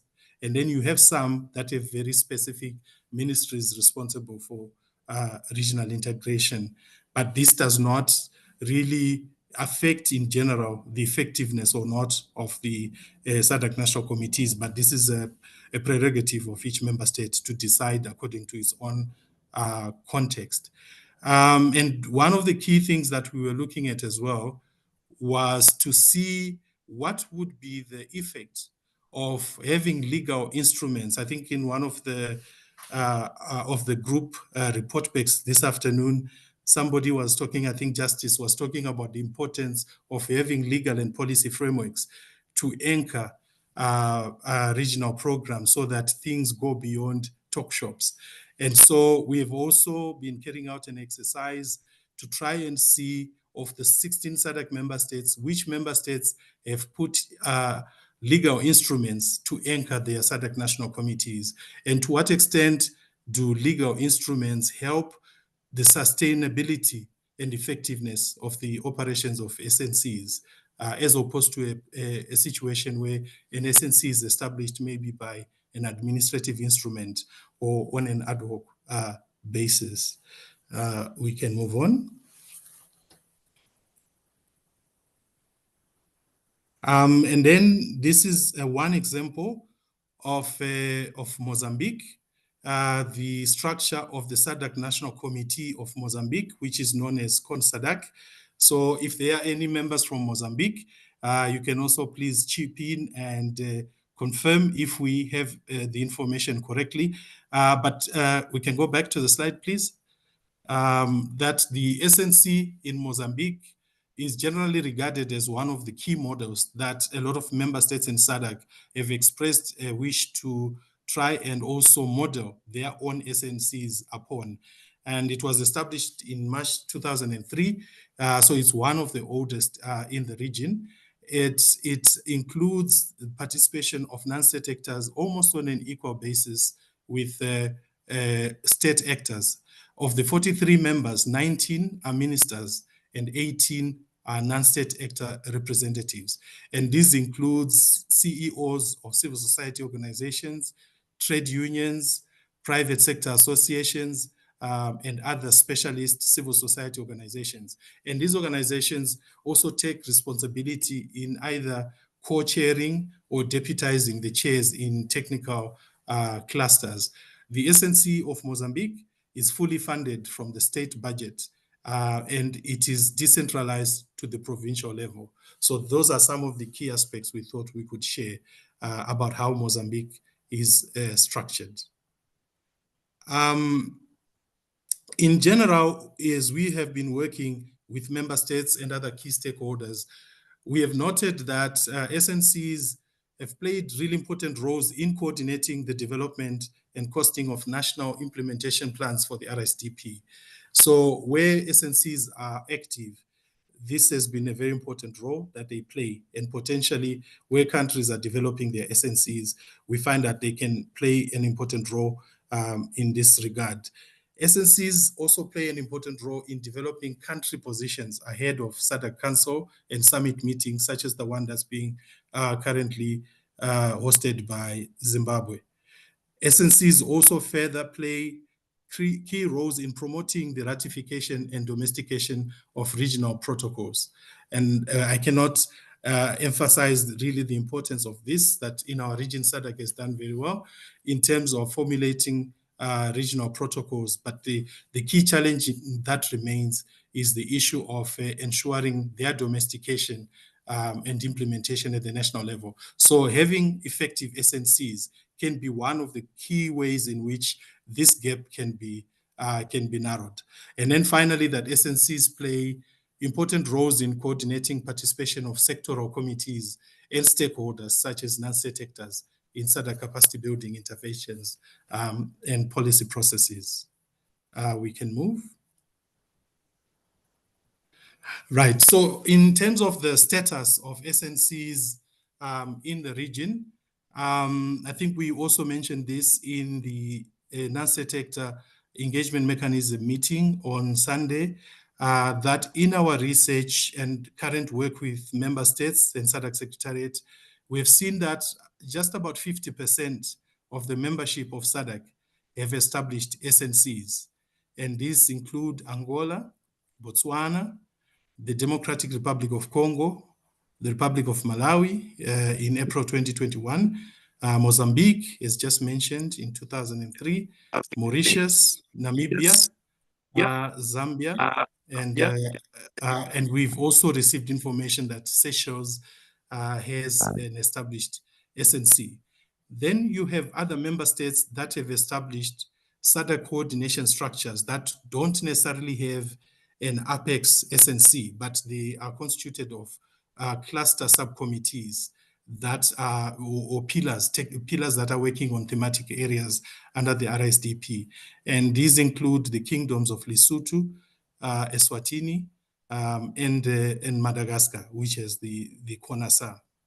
And then currently we have 3 member states that, according to our research, have not yet established SNCs, but are at various stages of going towards that goal. And those are the republics of South Africa, Zimbabwe, and the United Republic of Tanzania.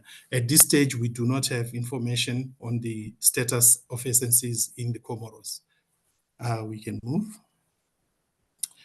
And so in overall, the SNRL program is working with a number of member states to support their efforts on either establishing or strengthening their SADC national committees.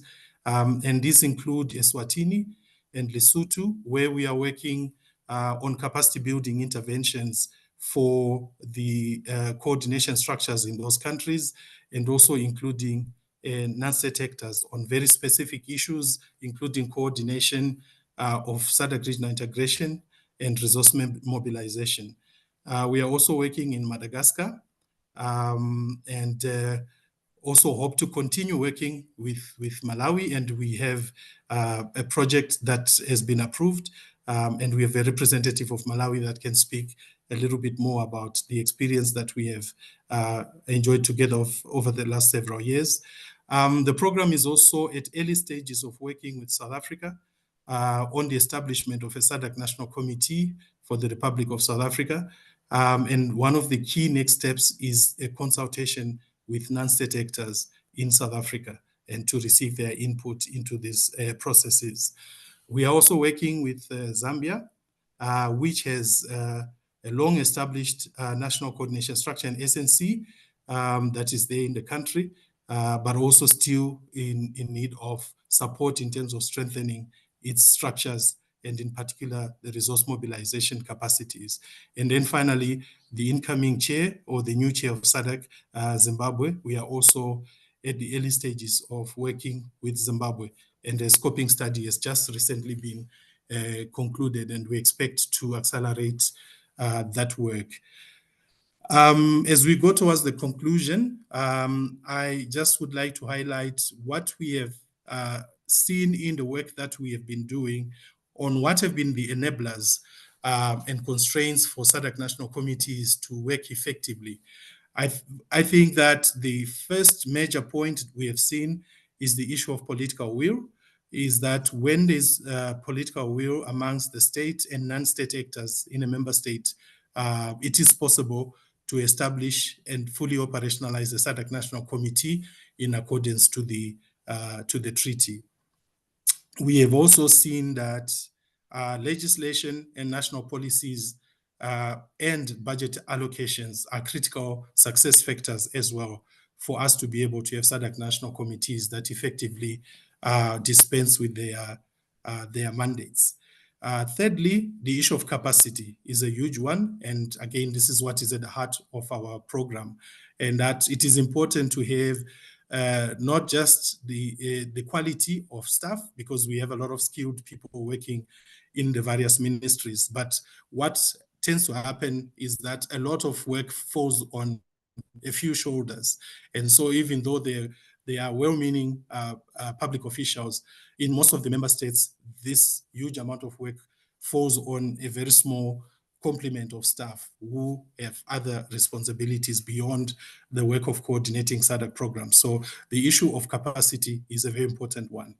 The inclusion of non-state actors is another critical issue, that SADC national committees cannot really dispense of their mandates if non-state actors and other stakeholders are not effectively involved. And so this is a part where this dialogue, we recommend also see how this work can be taken to the country level.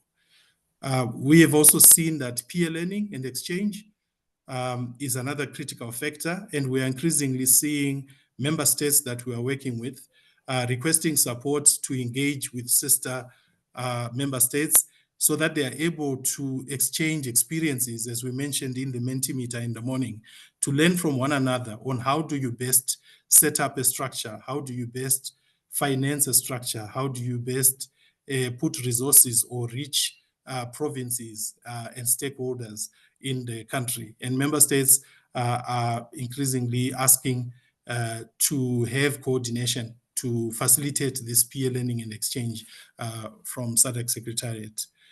Research and effective knowledge management as well goes without saying that as bodies that work on policy, it's important to work from the basis of knowledge and research. And finally, visibility and public awareness.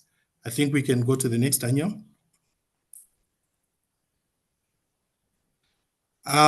So I think maybe some of these points are points that have been mentioned already, but I will also just point to the fact that we have held in Lesotho last year a regional learning and exchange symposium on SADC national committees, and member states that were participating shared a few lessons or important points to consider to help unlock the potential of SNCs in the countries. And one of those is that there is currently no mechanism to compel member states to either establish or operationalize SNCs as according to the treaty. I've also mentioned just now that SADC national committees and structures are largely challenged with issues of funding. And so these budget constraints cause significant challenges for SNCs or member states to really operationalize the structures. And then also finally that the structures of most SNCs are mostly dominated by state actors, and as such then are not able to include voices from other stakeholders, and that limits the information cascading to other players. So it's important then that to make sure that SNCs succeed, that SADC national media coordinators should be brought on board to provide a bridge between the SNC's SADC Secretariat and member states, but also for citizens to be more aware of what is happening. Also, there's been a call to establish a peer learning and review mechanism that will allow SADC national committees or member states to have a standing platform where they can continue to share notes and best practices on how to effectively dispense with their mandates to oversee and coordinate implementation of SADC programs at the national level. And then finally, that there's a need to strengthen and apply a robust monitoring and evaluation framework that will effectively monitor progress in implementing the SADC regional integration and agenda. And I think this is a point that was being stressed right from the first presentations in the morning. So perhaps, Daniel, I would pause here. I know we are pressed for time and it's quite late in the afternoon. I apologize if I've taken more time than I was allocated, but I thank you so much for the opportunity and look forward to engaging with colleagues. Thank you very much. Thank you. Thank you very much, Marlon, for that very comprehensive presentation. I think you've done an excellent job of outlining for all of us the genesis of this idea, but more importantly, also in the countries where it has been established, where it's functional. And we can then take the opportunity to hear, maybe starting with Zambia, where as you report, it's been the longest one established in terms of the SNC. So how has it worked in Zambia, Bupe? Maybe you can take us through how has it worked in Zambia? What is it that the country has done that makes it that makes the SNC functional in that country? And what lessons can others learn from Zambia in this space?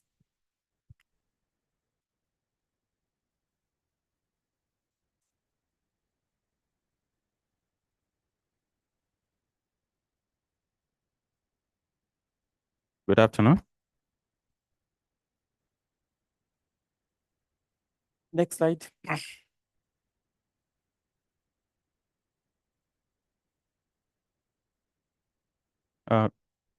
Next slide. 10 minutes. Okay, thank you. So in Zambia, we have the National Development Planning Coordination and Implementation Framework, which is well outlined in the National Planning and Budgeting Act #1 of 2020. So so under the Act, we find about the following coordination and implementation structure. So the main one is the National Development Coordinating Committee. Then we have cluster advisory groups.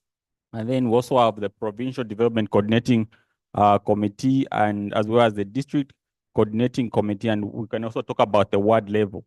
So in 2018, Zambia actually aligned the SNC with the National Development Coordinating Structure, including the cluster advisor groups and the technical working groups. So, and the reason being was to ensure that there is no duplication of structures so that we are as efficient as possible.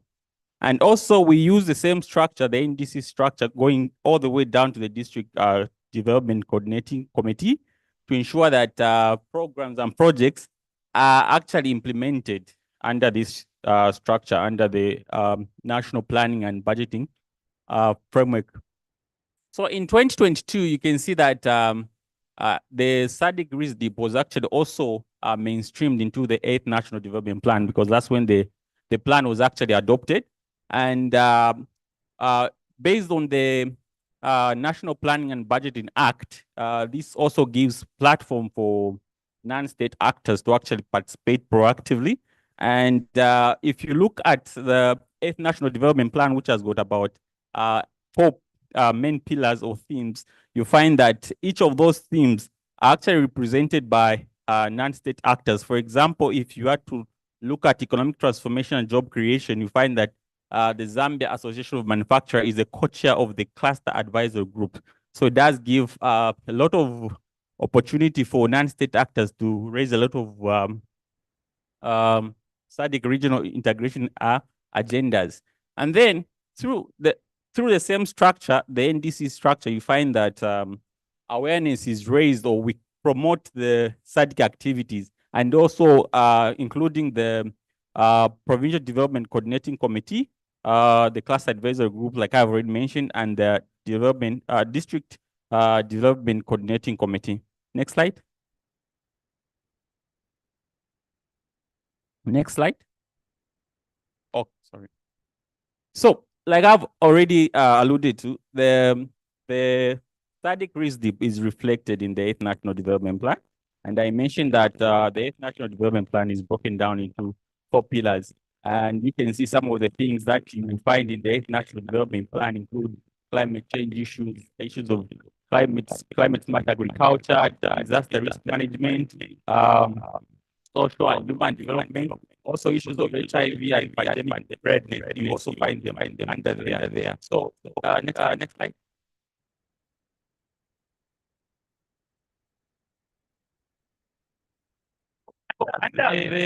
The National Development Coordinating Committee, we do have a number of challenges, and some of them, even after giving a lot of opportunity for non-state actors to utilize the opportunity to raise a lot of awareness, maybe concerning the SADC regional integration, we feel that this platform under the National Planning and Budgeting Act has not been fully utilized.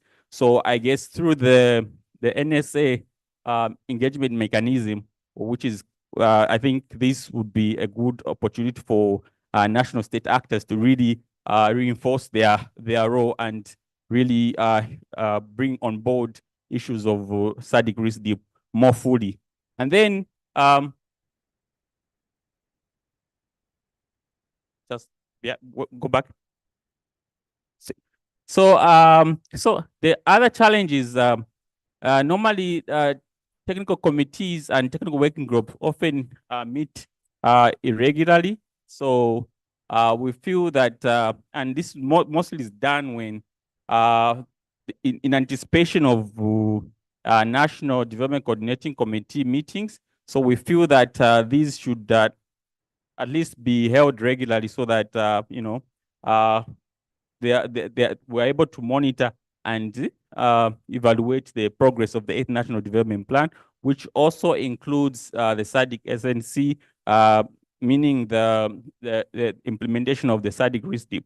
And then there's also issues of limited fiscal space. And as we've already discussed extensively, issues of the drought, which has been induced by the El Nino effect, as well as the high public debt that Zambia is going through. And of course, we have done a lot of work in that area regarding restructuring the debt, and 75% of the work has been done. So now, what is the way forward? So non-state actors, like I've already mentioned, are critical in strengthening the integration of SADC national committees into the NDCs. In other words, since we've already established, we feel that there's more room to ensure that issues of national interest do not overcrowd the SADC RISDP. And also, it is essential for non-state actors, like I've already mentioned, to capitalize on the provision that has been provided for them to actually push for activities or programs or ensuring for better monitoring and implementation of the SADC RISDP in our country, Zambia. And then non-state actors are also important in encouraging or providing a platform to ensure that we have as many regular meetings as possible, and also in the promotion of activities of the SADC RISDP. And also, lastly but not the least, we've also talked about issues of domestic resource mobilization. And given the situation that we are in as a region, and Zambia in particular, of limited fiscal space, we feel that leveraging public-private partnership is one of the key areas that NSAs can help the Ministry of Finance or the government of Zambia in ensuring that the SADC RISDP is well implemented. I thank you. Thank you very much for that. So it seems to me from your presentation that there is clear alignment and of the regional agenda and the national one. Is it the same in Malawi? Let's hear from Paul if the experience is the same. Good afternoon. So my name is Paul Bia. I'm from Ministry of Foreign Affairs, Malawi. So I will discuss the Malawi SADC National Committee. Okay. Yeah, okay, thanks.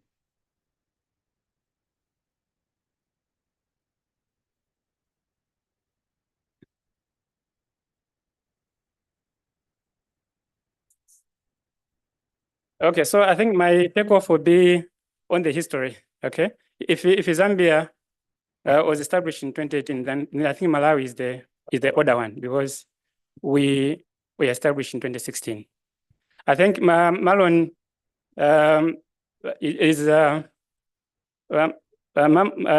Marlon's memory is afresh with 2021 because that's the year when Malawi SNC acquired the first support from GIZ. That was when the country was gearing up to take the chairship of SADC. And GIZ through SNRIL were kind enough to support us with funding.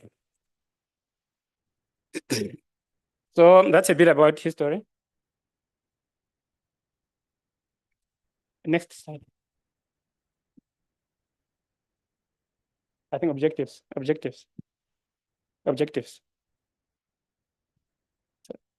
Number 4.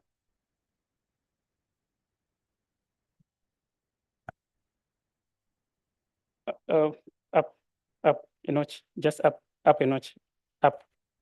Okay.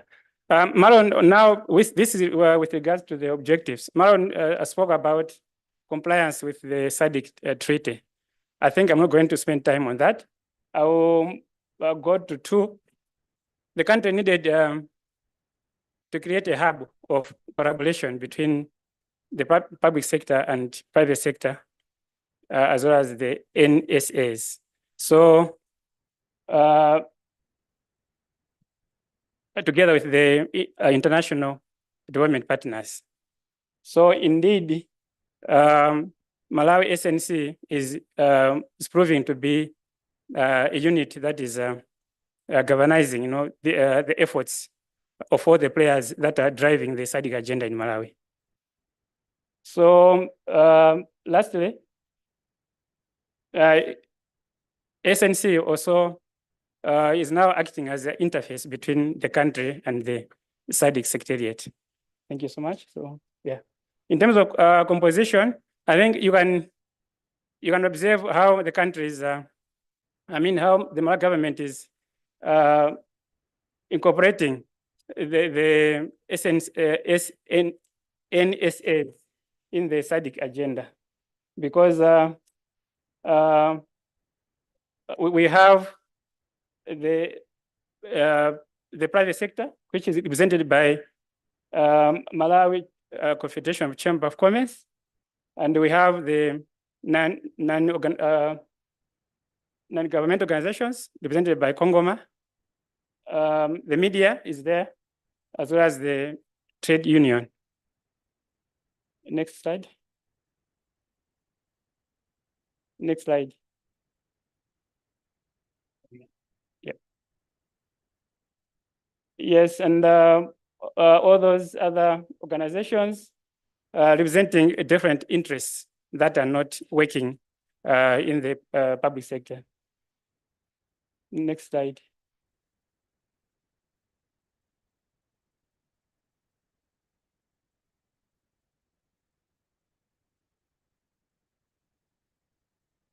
Next slide. No, it's okay. Let's proceed. Yeah, now this is the institutional framework.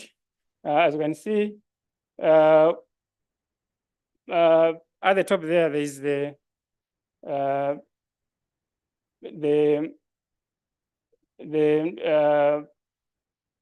SADC, Malawi SNC, and below it there is the National Steering Committee, and underneath there are now the subcommittees, which are divided into the thematic areas of SADC. Then below there is the Secretariat, which currently it's housed under the Ministry of Foreign Affairs. Thank you so much.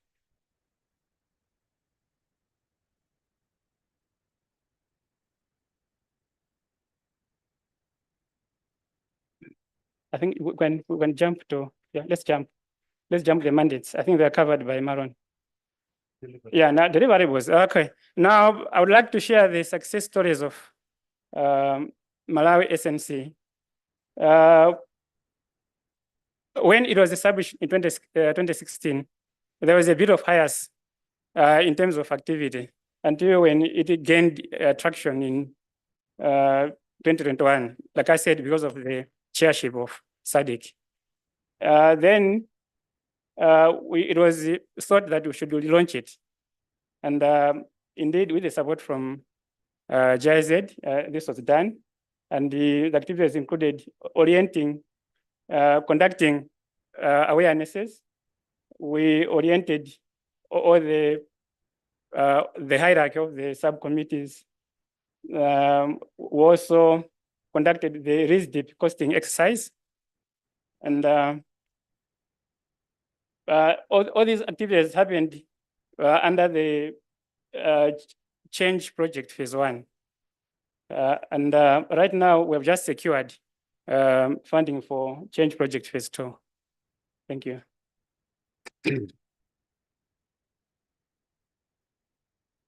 Now, way forward, what is on the cards for Malawi SNC is we're planning to hold this array of activities. This is now under change project phase number 2, again with the magnanimity of JRZ. Let's proceed. Let's proceed. Let's proceed. Let's proceed. Let's proceed. All these are success stories. Then I think we'll discuss the challenges that are being faced by Malawi SNC. So we're experiencing a shortage of staff in the ministry. There's a shortage of 10 vacancies that need filling. We're also lacking office facilities and the equipment. Let's proceed. Let's proceed. Next slide. Okay. So again, we would want to have to print or to make use of IECs, which again need funding. Now, the situation of inadequacy of funding is creating this situation. There's weak coordination of national SNC structures. And there's low monitoring and evaluation of RISDP. And there isn't much participation from key stakeholders. And there's low grassroots appreciation of the benefits of belonging to SADC. Thank you so much.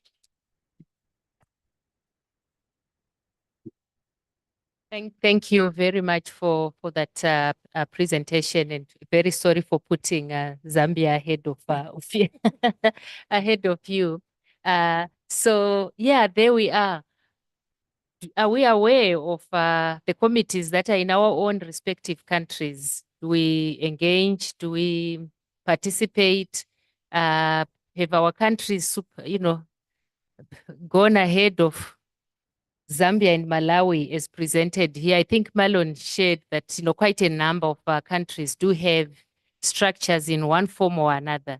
But the key question is, are we participating in those as non-state actors? Because the whole idea is that we participate, and we heard that Mozambique seems to be the role model here with the 50-50 participation, state actors and non-state actors. What is the situation in our own respective countries? So let me open the floor for questions, contributions, reflections, but also if there are some that, are here whose countries are not necessarily represented on the panel, who may also have things to share around how things are working in your own respective countries. It will also be a good opportunity. So I see a hand at the back. Can I just take maybe 2-3 hands and we have that round and then take another round. So I recognize your hand at the back. Any other hand? Yes, I see another hand right there at the back. Any other? Okay, let's take those two for now, and then we can move to the next round. Thank you. Okay, thank you very much for those presentations, and also Marlon for that extensive presentation on your role in terms of establishing the SNCs. Yeah, I think we are learning from different countries in terms of how the SNCs are structured. So we've seen in the case of Malawi, is SNC standing alone with his own secretariat, which is a model that is different from the one that Zambia. So I think different structured SNCs are also have a lot of challenges in terms of its implementation. So as much as we recognize that they are there, I think the participation is a little bit ad hoc, even at the moment, in terms of the inputs from different non-state actors. Because I think what took place in Zambia was some kind of a stock-taking exercise to identify who are the non-state actors. And at that particular time, they identified were those that were coordinating organizations like the Zambia Council for Social Development or the NGOCC, and then maybe the other civil society organizations. What we need to learn from these particular approaches is that the people or the civil society or NSAs that are representing the other ones must also have the capacity to convene, before they actually go to make some submissions, for example, at that particular level.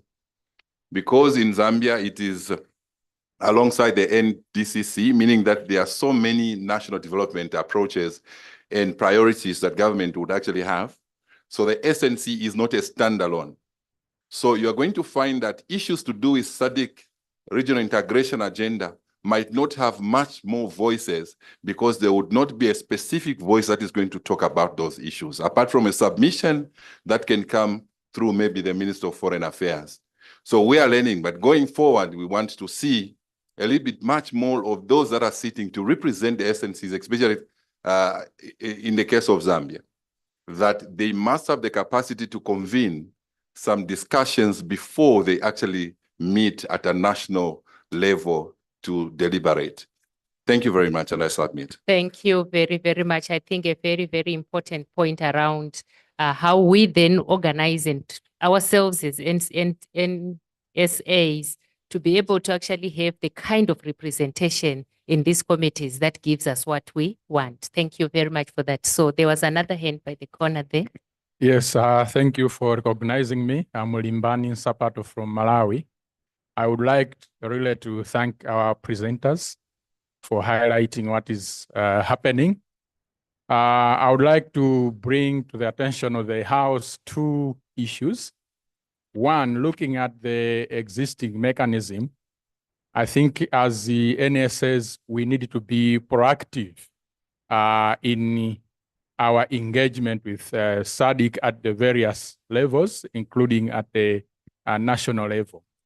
One way of being proactive is to be actively looking for up-to-date data, but also building our capacity and expertise so that the submissions that we come up with, they are of high quality and should really demand the change that we need. The second thing, I think maybe that we need to be supported, especially from the government and the SADC Secretariat point of view, is we need updated information for us to be able to make sound submissions. I think the education group has lamented the fact that we do have outdated EMIS information, which makes it really difficult to respond to critical needs within the countries and within the region, not to mention Malawi or Zambia. So I would like really that we put a strong message out there that we need up-to-date information within the realm of access to information laws and policies, which must be availed to civil society as and when need arises. Thank you very much. Thank you very much, Limbani, for that submission. And what I'm picking and hearing from you is that building on that issue of capacity, it is not just capacity to mobilize and organize as NSAs, but also capacity for us in terms of accessing information, the kind of credible information that will make our case and be effective. Thank you very much. I think there was a third hand. Okay, we can have that. Thank you, Madam Chair. I think what I'm hearing since morning, or even from the last two presenters, the reason why there isn't much progress in terms of the implementation of these projects or programs or interventions centered around funding. So I will repeat again to say, is there any way that the SADC, any way where we can actually create a pool of funds where countries so could maybe say can support, right? Where we pull resources together, because outward looking, donor centric, it doesn't really help us moving forward. We are failing. Why? Because we have been actually all the way we have been actually supported or relying solely on donors. So I think from the last two government officials, it's clear that we are failing as a region. Why? Because we do not have the necessary financial muscles that can take us to where we want to go.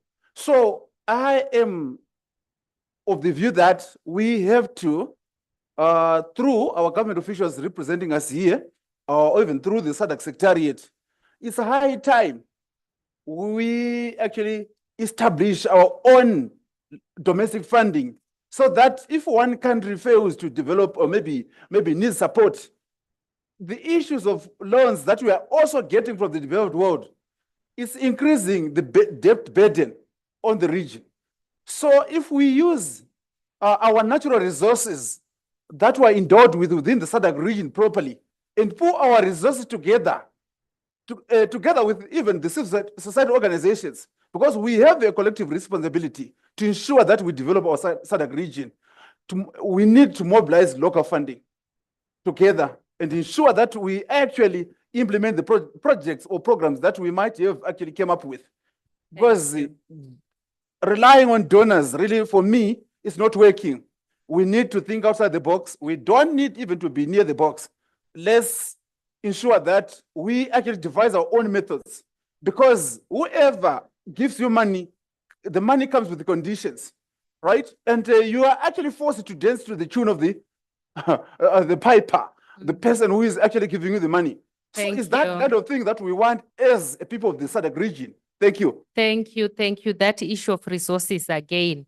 And I think it will be good to hear of any resourcing models that have actually worked in terms of these committees in any country.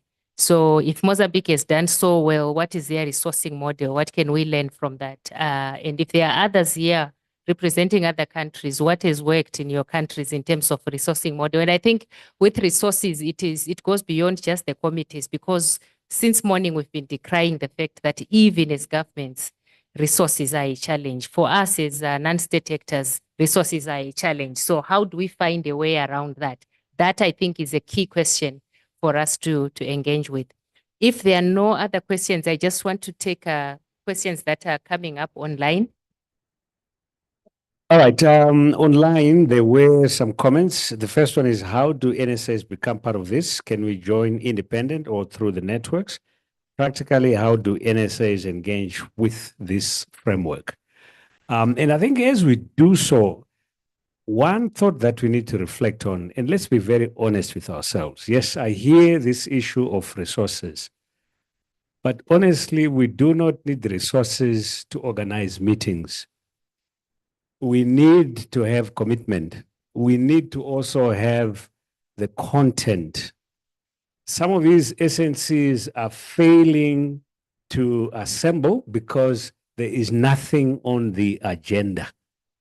The non-state actors are asking, if I am coming to participate in this SNC platform, what is it that we are talking about? All right. And I often say, money is not the issue. The issue is, what is it that practically we need to do? Money chases good ideas. If you have good ideas and you can show that you're doing the right thing, money will always come. This is just food for thought.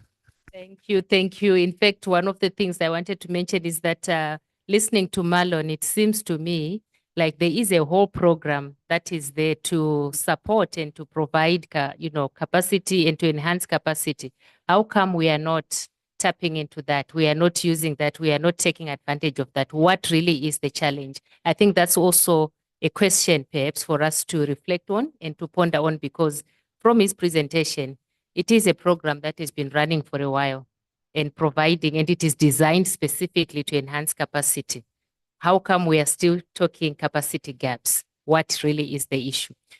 Okay, maybe let me stop here and give our panelists an opportunity to respond to some of these. Any thoughts, reflections, if there are, ideas that you may want to share by way of, experiences from your respective countries, it will also be good.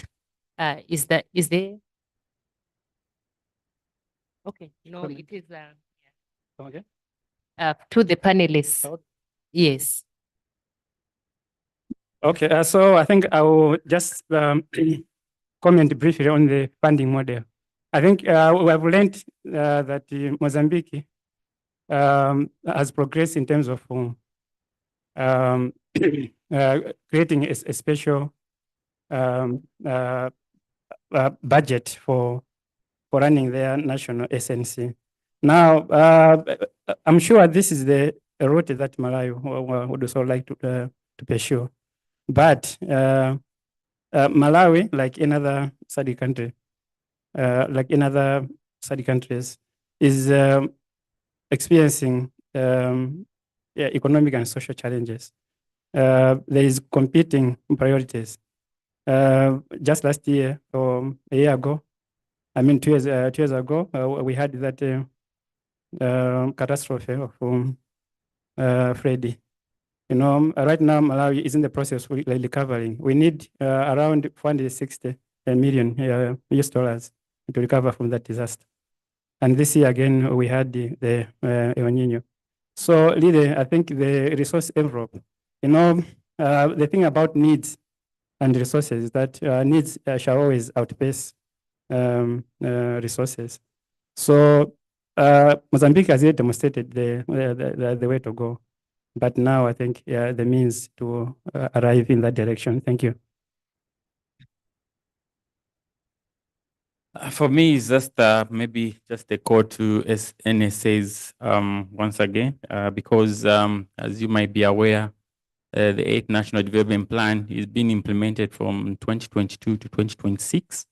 So meaning that next year, according to the National Planning and Budgeting Act, number 1 of 2020, implies that we need to start preparing for a new plan. So this will entail that NSAs can play a critical role in ensuring that some of these items that have been overlooked in the past are really brought on board, especially through the National Development Coordinating Committee and the lower level of formulating as well as implementing and monitoring the regional integration agenda. I submit. Thank you very much. Let me also just give Marlon an opportunity to share, and then we wrap up.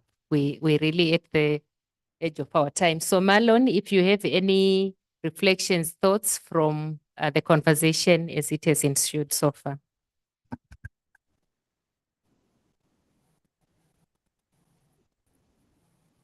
Thank you very much, moderator, and to my fellow panelists.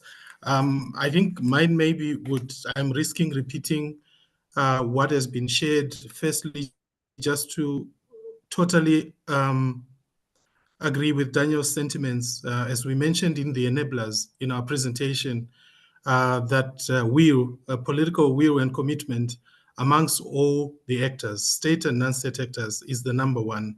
And where there is that will, there is always a way. There are things that have been done that can be done, starting from where we are. And that starts with gathering and exchanging ideas and experiences. That does not minimize or trivialize the issue of resource constraints. They are there, but that is the starting point. There have been several initiatives that have been done by SADC, and a lot of them need follow through. Some in the room might recall that SADC also developed a resource mobilization framework sometime perhaps around 2016, 2017. And that framework included what were called innovative options for generating or mobilizing resources, domestic resources.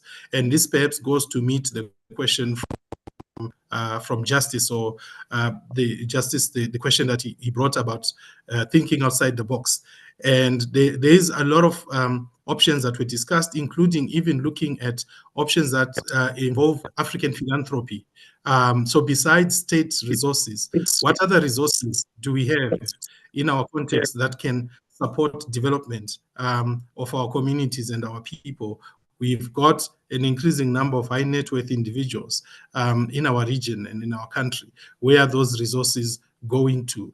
We've got a growing diaspora community that constantly sends remittances back home. What are opportunities in tapping those for the general, to support the general development agenda of our region? So I think those are some of the issues that have been there. And also, there is no other way apart from dialogue and participation. And for, I think, questions from Chikondi and Beatrice online about how can NSAs practically engage. The two officials from Malawi and Zambia, I think, have made an open call for non-state actors to take the prerogative and approach either through the SADC National Contact Point or any of the relevant to write, express a wish, and in some countries, organizations have done that, bring what their thematic expertise could be. And in most of the instances, I think you would have found that the public authorities have accepted that or have invited those actors to practically bring either research, the content that Daniel brought, from the work that is being done across the different organizations. So I think in general, these are some of the points that I would like to share. And then just finally, to continue to commend the member states to explore these peer learning exchanges and reviews so that they can all, because each country has a lesson to share and an experience that would benefit the sister member state. Even though we might have touted the experience from Mozambique, but there are other member states that are doing a lot of things to try and strengthen their national coordination structures. So this is something that the project SNRL continues to work together with SADC Secretariat to support member states to advance their aspirations. Thank you once again for the opportunity, and all the best to everyone. Thank you, and thank you, panel. I think they deserve a much better applause. Thank you for your participation, and thank you, online participants. Thank you also to our moderator. A round of applause to our moderator for the excellent work. I suppose we also have an opportunity to really get some of these SNCs up and running. The fact that there's this MTR of the RISDP is an opportunity that we can use to see how we can galvanize the work of the SNCs. Because this is also one of the major responsibilities of the SNCs, monitoring the implementation of the regional integration agenda and also planning. So by looking at the midterm review, you can then, as SNCs, see what is it that then needs to be done in terms of now moving forward. So not all hope is lost. I think there is a window of opportunity, but what we are seeing is from here, you have a task as non-state actors to now mobilize yourselves, be engaged, also be knowledgeable, because if you're sitting around the table and you haven't studied the issues at hand, that doesn't make much, doesn't give a good impression of being a good partner for dialogue. All right, colleagues, we've come to the end of our day's proceedings. Before we close, are there any burning issues? Any particular point that we need to engage on? There's a request if anyone has picked a black laptop bag. Is it bag or back? Bag. Oh, the bag. It's a bag, huh? Not a bag. Is it a bag or a bag? A bag where the laptop goes in. Okay, so if anyone has picked a bag for a laptop, please see it's Monametsi. He has misplaced it. All right. Any other housekeeping issues, burning issues or things? Yes, please go ahead. Use a microphone. Yes, I would like to speak in Portuguese, please. In Portuguese. Yes. Okay, I need to have my earphones.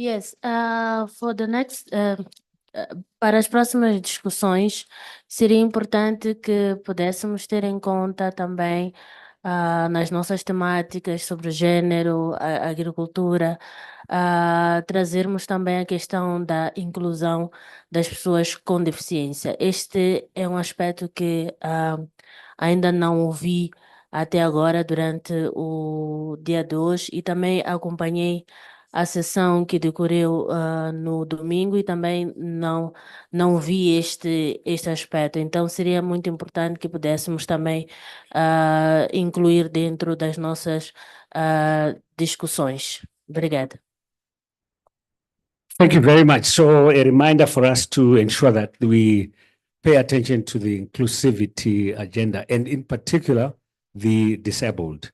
So this is something that I think we need to see how do we bring it up to a space of recognition of the role and the important space that they do occupy.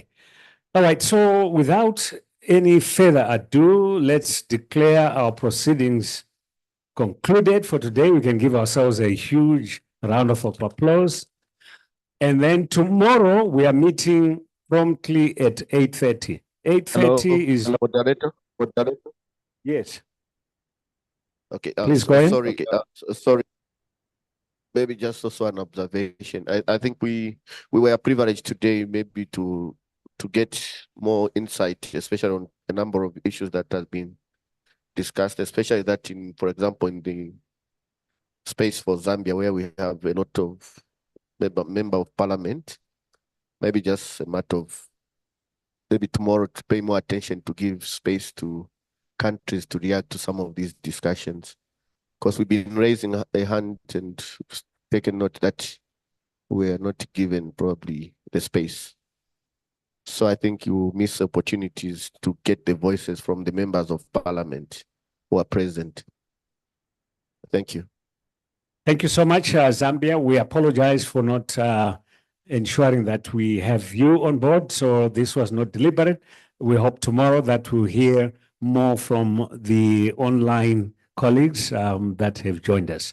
All right, colleagues, so that's it. Let's meet tomorrow at 8:30. 8:30 promptly is when we will start. Good evening to you all.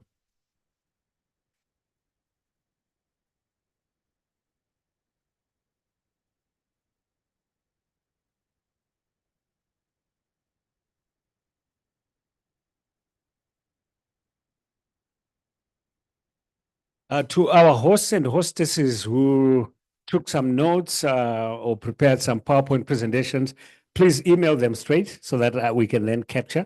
Yeah, if you can email them to either myself or to Julie, Rachel, so we can capture what you presented. Thank you.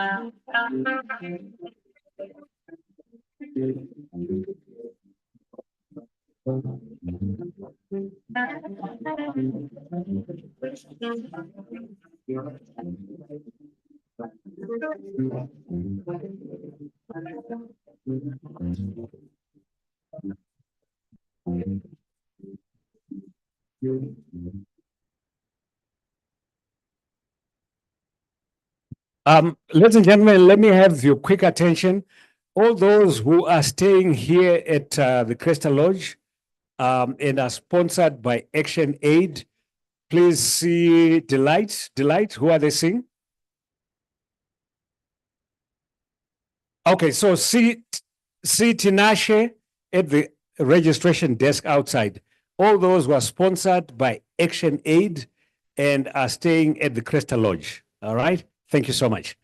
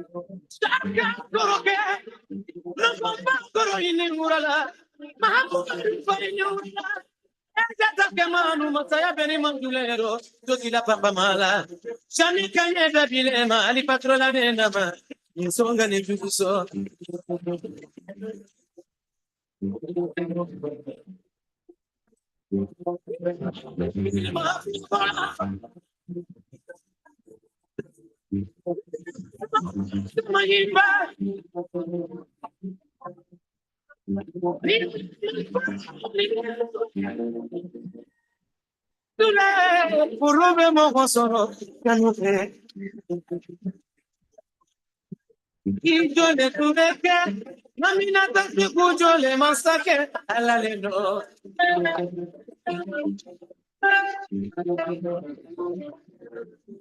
Ijole tureke, mina tasi kujole masake, alale no.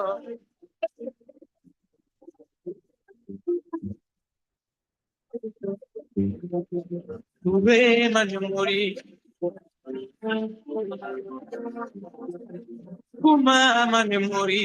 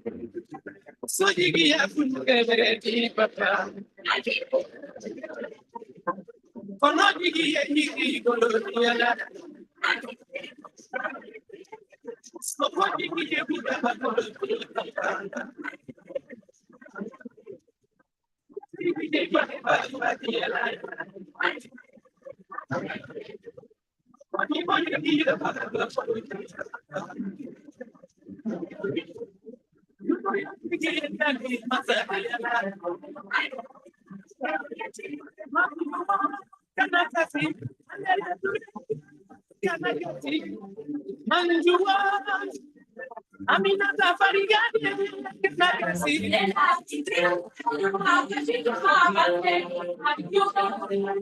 Allah Manjujo Sanjue. Allah Manjujo Sanjue. Allah Manjujo Sanjue. Allah Manjujo Sanjue. Allah Manjujo Sanjue. Ali Mami Mamare Diala Lenoy. Allah Manjujo Sanjue. Muhammad Kiyaro Pala Lenoy. Allah Manjujo Sanjue. Minata Chiri Kiyaro Pala Lenoy. Allah Manjujo Sanjue. Alamapakoro Kemere Allah Lenoy. Allah Manjujo Sanjue. Kumakoro Kemere Allah Lenoy. Allah Manjujo Sanjue. Saya será Mokona Mama Kipchomba. Allah Manjujo Sanjue. Minata Kiyaro Allah Lenoy. Allah Manjujo. Allah Manjujo Sanjue. Allah Manjujo Sanjue.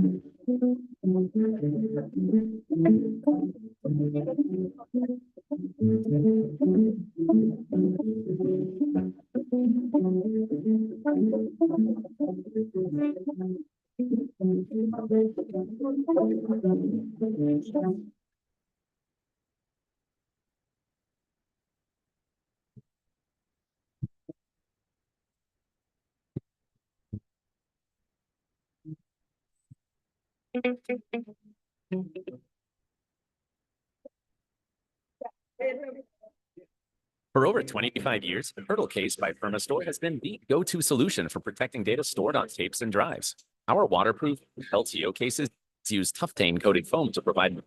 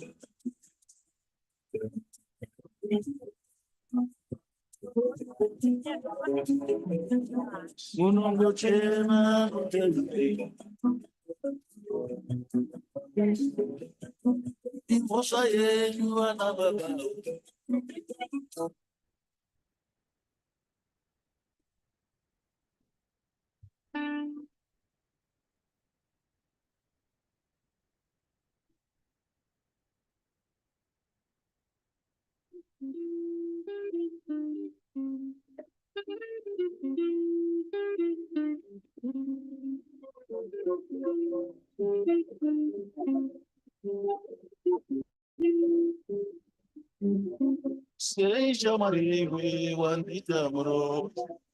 Seja mariwe wanita bro. Seja mariwe wanita bro. Seja mariwe wanita bro. Kananda kutatiranda kanga misa. Kananda kutatiranda kanga misa.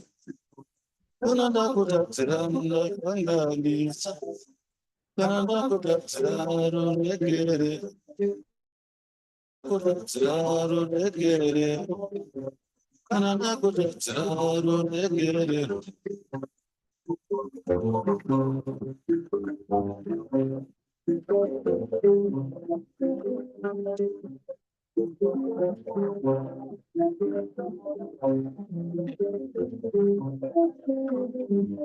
Seja mariwe wanita bro. Seja mariwe wanita bro. Seja mariwe wanita bro. Seja mariwe wanita bro. Kananda kutatiranda kanga misa. Kananda kutatiranda kanga misa. Kananda kutatiranda kanga misa. Kananda kutatiranda negere.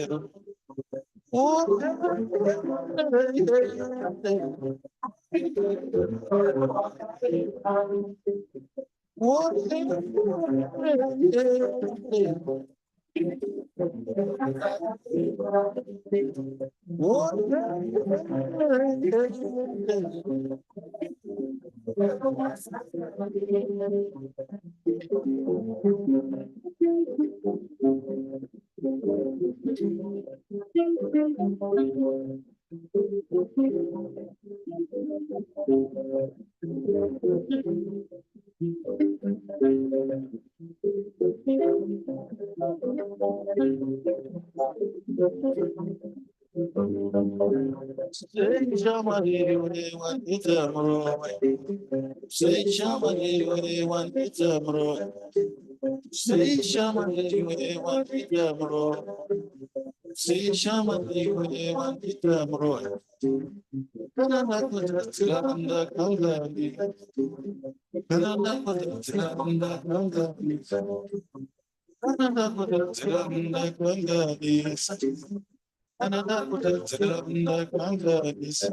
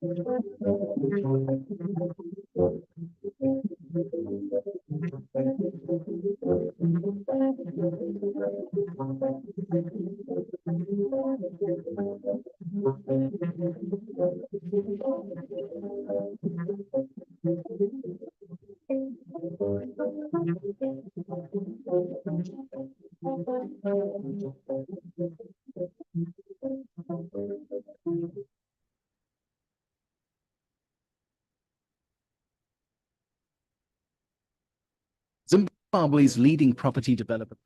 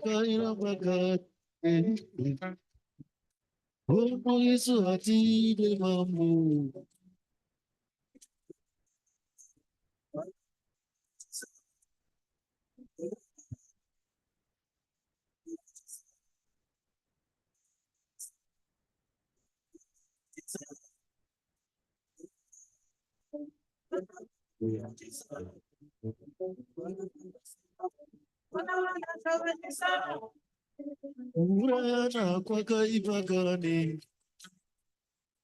Urayana kwaka ibamambo. Urayana pasina nebosha. Rafire nyika, rafire chigaru. Vanhu vose vakawanda mambo.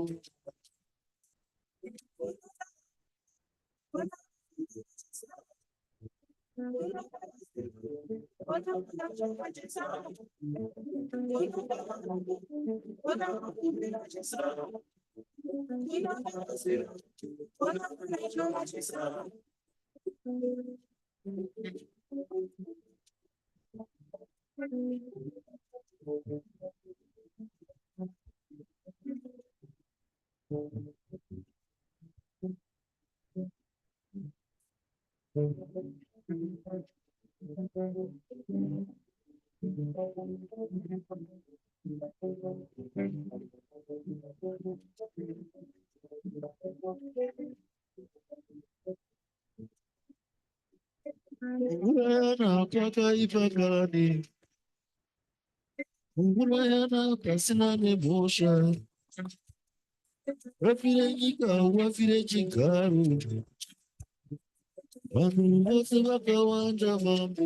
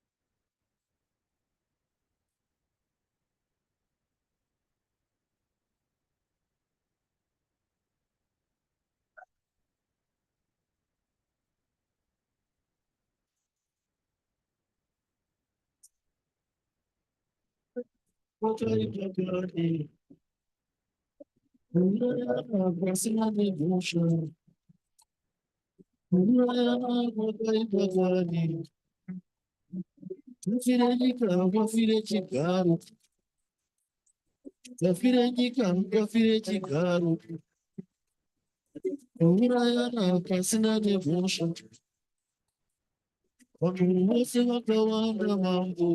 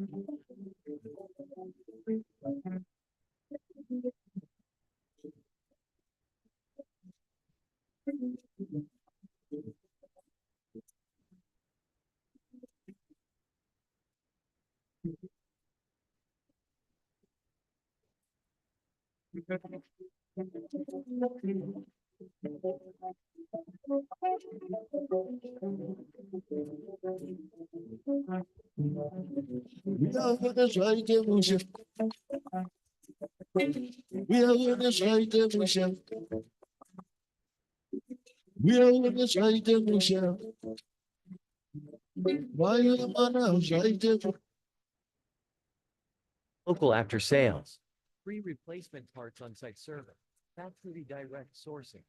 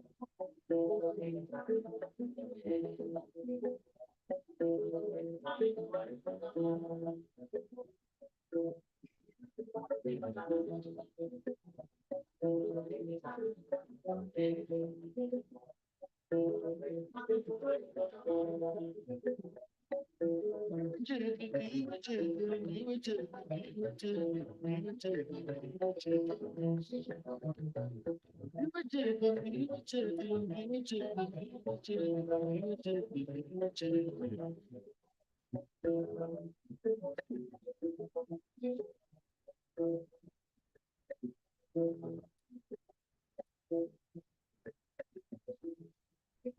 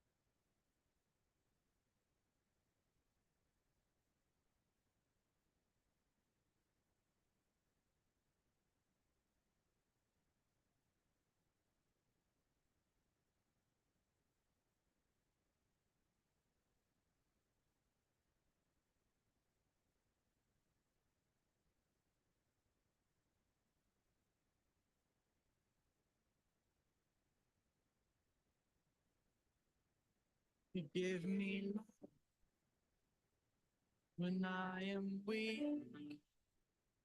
You give me hope when the world is against me. You give me strength when I'm on my knees. You give me peace when I feel like I can't breathe. Thank you, God. Thank you. Thank you, God, for all you've done for me. Thank you, God. Thank you, God. Thank you, God, for all you've done for me.